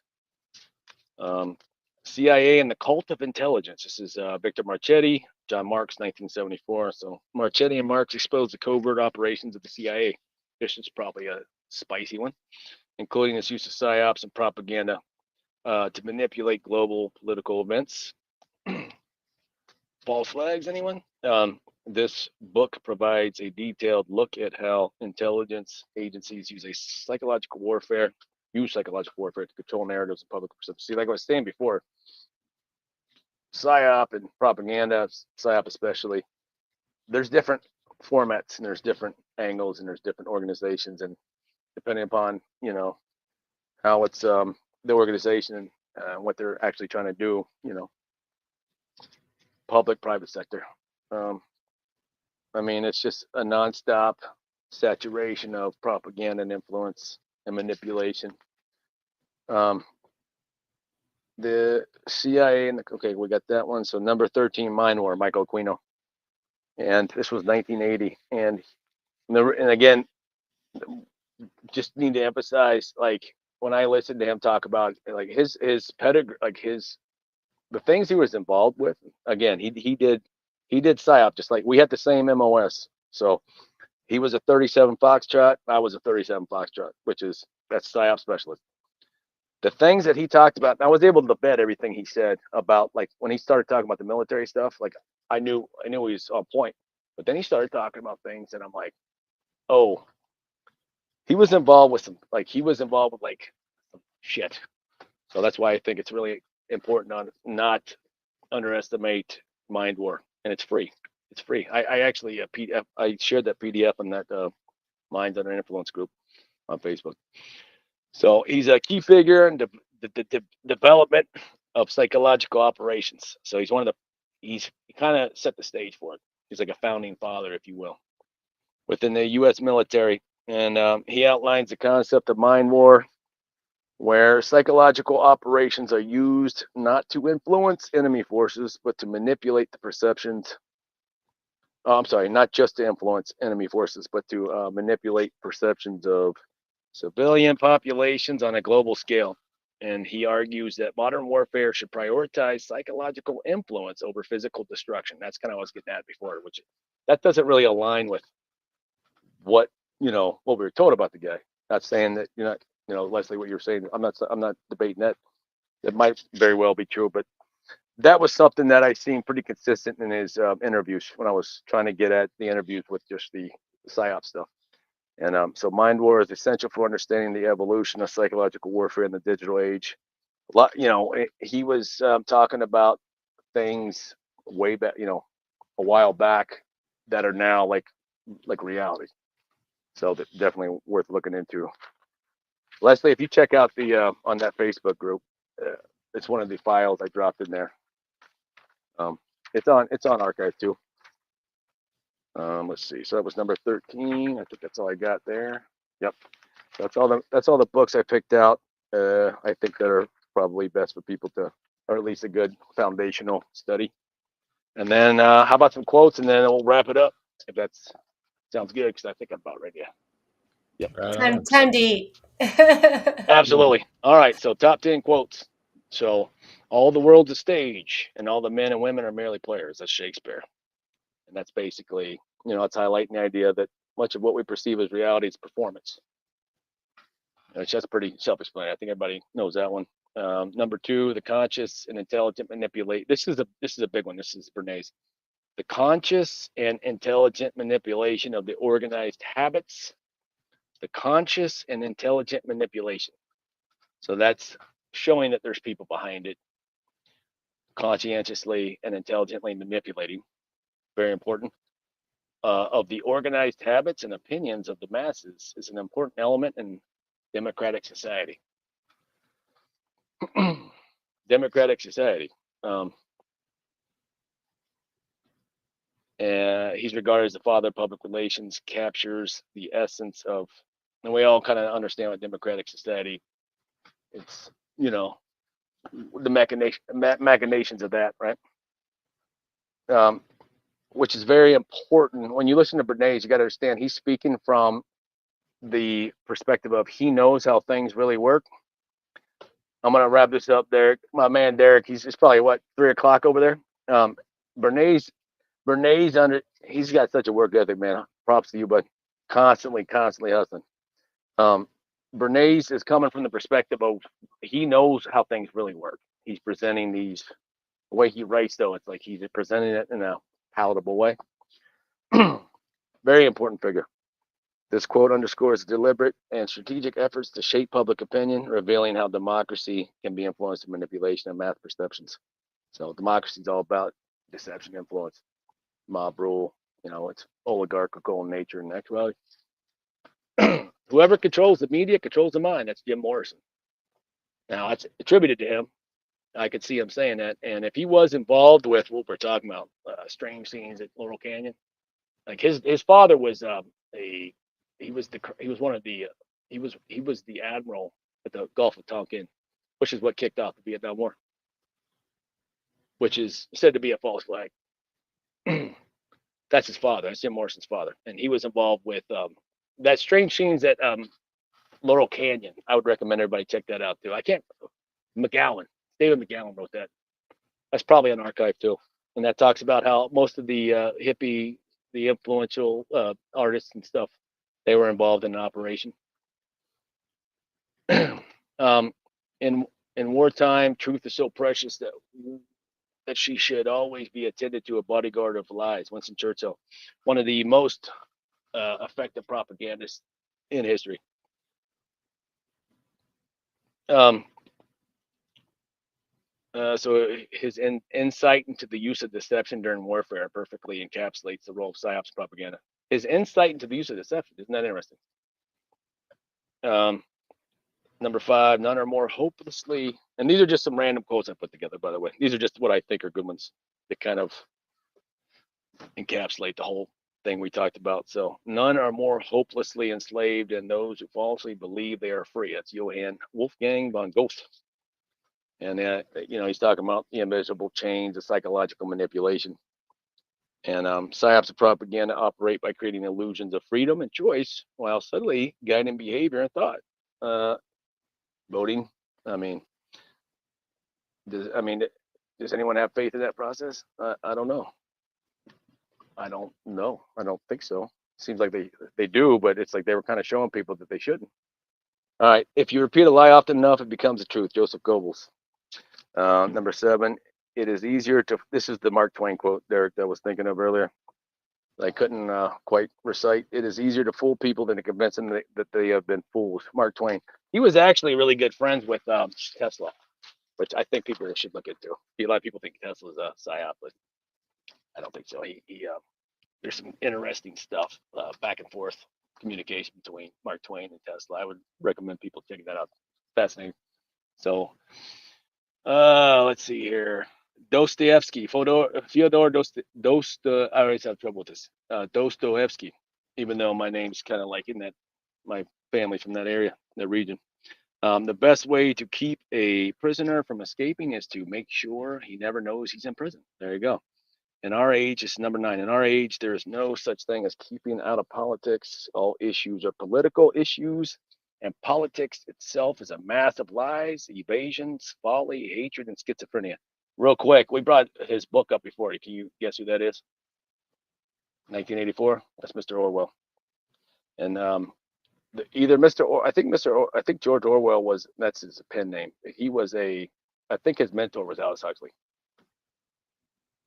And isn't it interesting how those two views, 1984 versus Brave New World, kind of represent the old sort of Soviet system versus the new, the capitalism versus the communism paradigm, dialectic. Then here's the last one, guys. Number 10, propaganda is the executive arm of the invisible government. That's Edward Bernays. Powerful, powerful. I really want to get a list of these quotes too. I will probably not right now, but I will make sure I'll Later. put all that stuff in that Facebook group, and then Sounds I'll make good. it to where you can copy and paste it. So anyway, there you have it. Awesome. Part two. That's amazing stuff. You know, really helping to expand our minds to this reality. Yeah. So, Adam, where can people access your information? I have a basically I created a Facebook group to kind of I'm gonna go store all of this. I'm gonna make an effort to put all this into posts. I'll there's quite a bit there right now, but it's Minds Under Influence. It's a Facebook group, so any of my friends they can. It's free to join. It's an open group. I had to pause the Jungian group for a bit because it's a lot of work and I wasn't seeing a lot of interaction there. And I kind of made a mistake and made it a private group, I found out my Facebook account's getting sort of shadow banned. So, but Mine's Under Influence, and there's quite a bit there. I'll come up with some idea and I create some kind of post for that. But I'll make sure I get all these these notes that I created, and I'll format them and I'll post them in there. So Mine's Under Influence. So anybody that's a Facebook friend, I put my last name there, so it's Adam Perleika at Facebook, Praleika. Yeah, it's a beautiful name. I like that shit. Yeah, it is. Cool. Yeah. Caught me off guard. I had to change it to my man. Like, I was like, oh, okay, cool. What's that? Say again? You caught me off guard when I first saw that, but I was like, yeah, that's what's up. I had to change it because I'm trying to meet all of my cousins overseas, and they would see my name and they don't realize, because I haven't met many of them, so like, I'll have to change my name. And so I figured that might, so Adam Alexander, that's my middle name, but Perleika is the last name. So Praleika. Yeah. Well, hopefully you're finding another maybe neutral place to store your information as well. Like hasn't been touched there, too bad. Yeah, hasn't been touched there. So yeah, good. So anyway, hop on there. Right. I'll get all these notes. I want to thank you for being here and taking your time, and thanks to all our viewers and listeners, people tuning in today live. That's awesome. The comments, and people can access this on our Dissolving the Divide channel and or live on YouTube. And then I imagine, Derek, you'll get it up on our other platforms as well. Props to Derek and Leslie. Thank you. Super amount of work, you guys. Derek and Leslie, obviously your presence always adds 10x to the discussion. And Derek, got to give him props for his hustle, man. Yeah, working hustle, hard and great editing, and yeah. It's like what time is it there, Derek? It's like 3 in the morning. I can't hear you. You're on mute. It's only 2 o'clock in the morning. Almost around. But you've probably been up since like what, 6 o'clock? Man, yeah, when did you sleep last? I had a cat nap, but I've recorded, like 5 hours before even getting into this one. Yeah, man, we gotta let you go to sleep. Always not 4 hours. It doesn't matter. But all I want to say is, in conclusion, like, Adam, you brought so much value to our show and to anyone out there listening. I really hope people take this to mind and to heart, as even, that's the common theme as well. And they're using that against us. And so we really got to take that power back and, really, have that critical thinking in mind. So we're not, duped into, falling into these camps and, falling into the hands of these dubious dialectics that got us so divided, unfortunately. And we see this on a daily basis on social media, and people want to laugh it up through whatever fucking memery, whatever the fuck, and like in the end, like, how is that helping out the cause of things and in the like in the grand scheme of the spectrum? Like, do you understand, like, the spectrum is being dominated on all fronts, with that full spectrum dominance, as a Christian commented earlier, so it's like we're in warfare, y'all. Like, let's try to, like, we can all have fun and this and that, but like, let's be more appropriate and mature with these things, and like, pick your time and moments, and classiness of it, I guess. Fuck. And there's I was looking for c'est la vie. And maintain compassion, because you just need to understand that like this manipulation and deception is coming from a high level. It's coming from people that are experts at this, and we don't just understand that polarization is divide and conquer. It's the same thing. It's a similar thing. It's like just understand that that's what oftentimes the evil influences want. So maybe we look at somebody that I'm not saying that you gotta put up with certain behavior for people. It's better just to move on.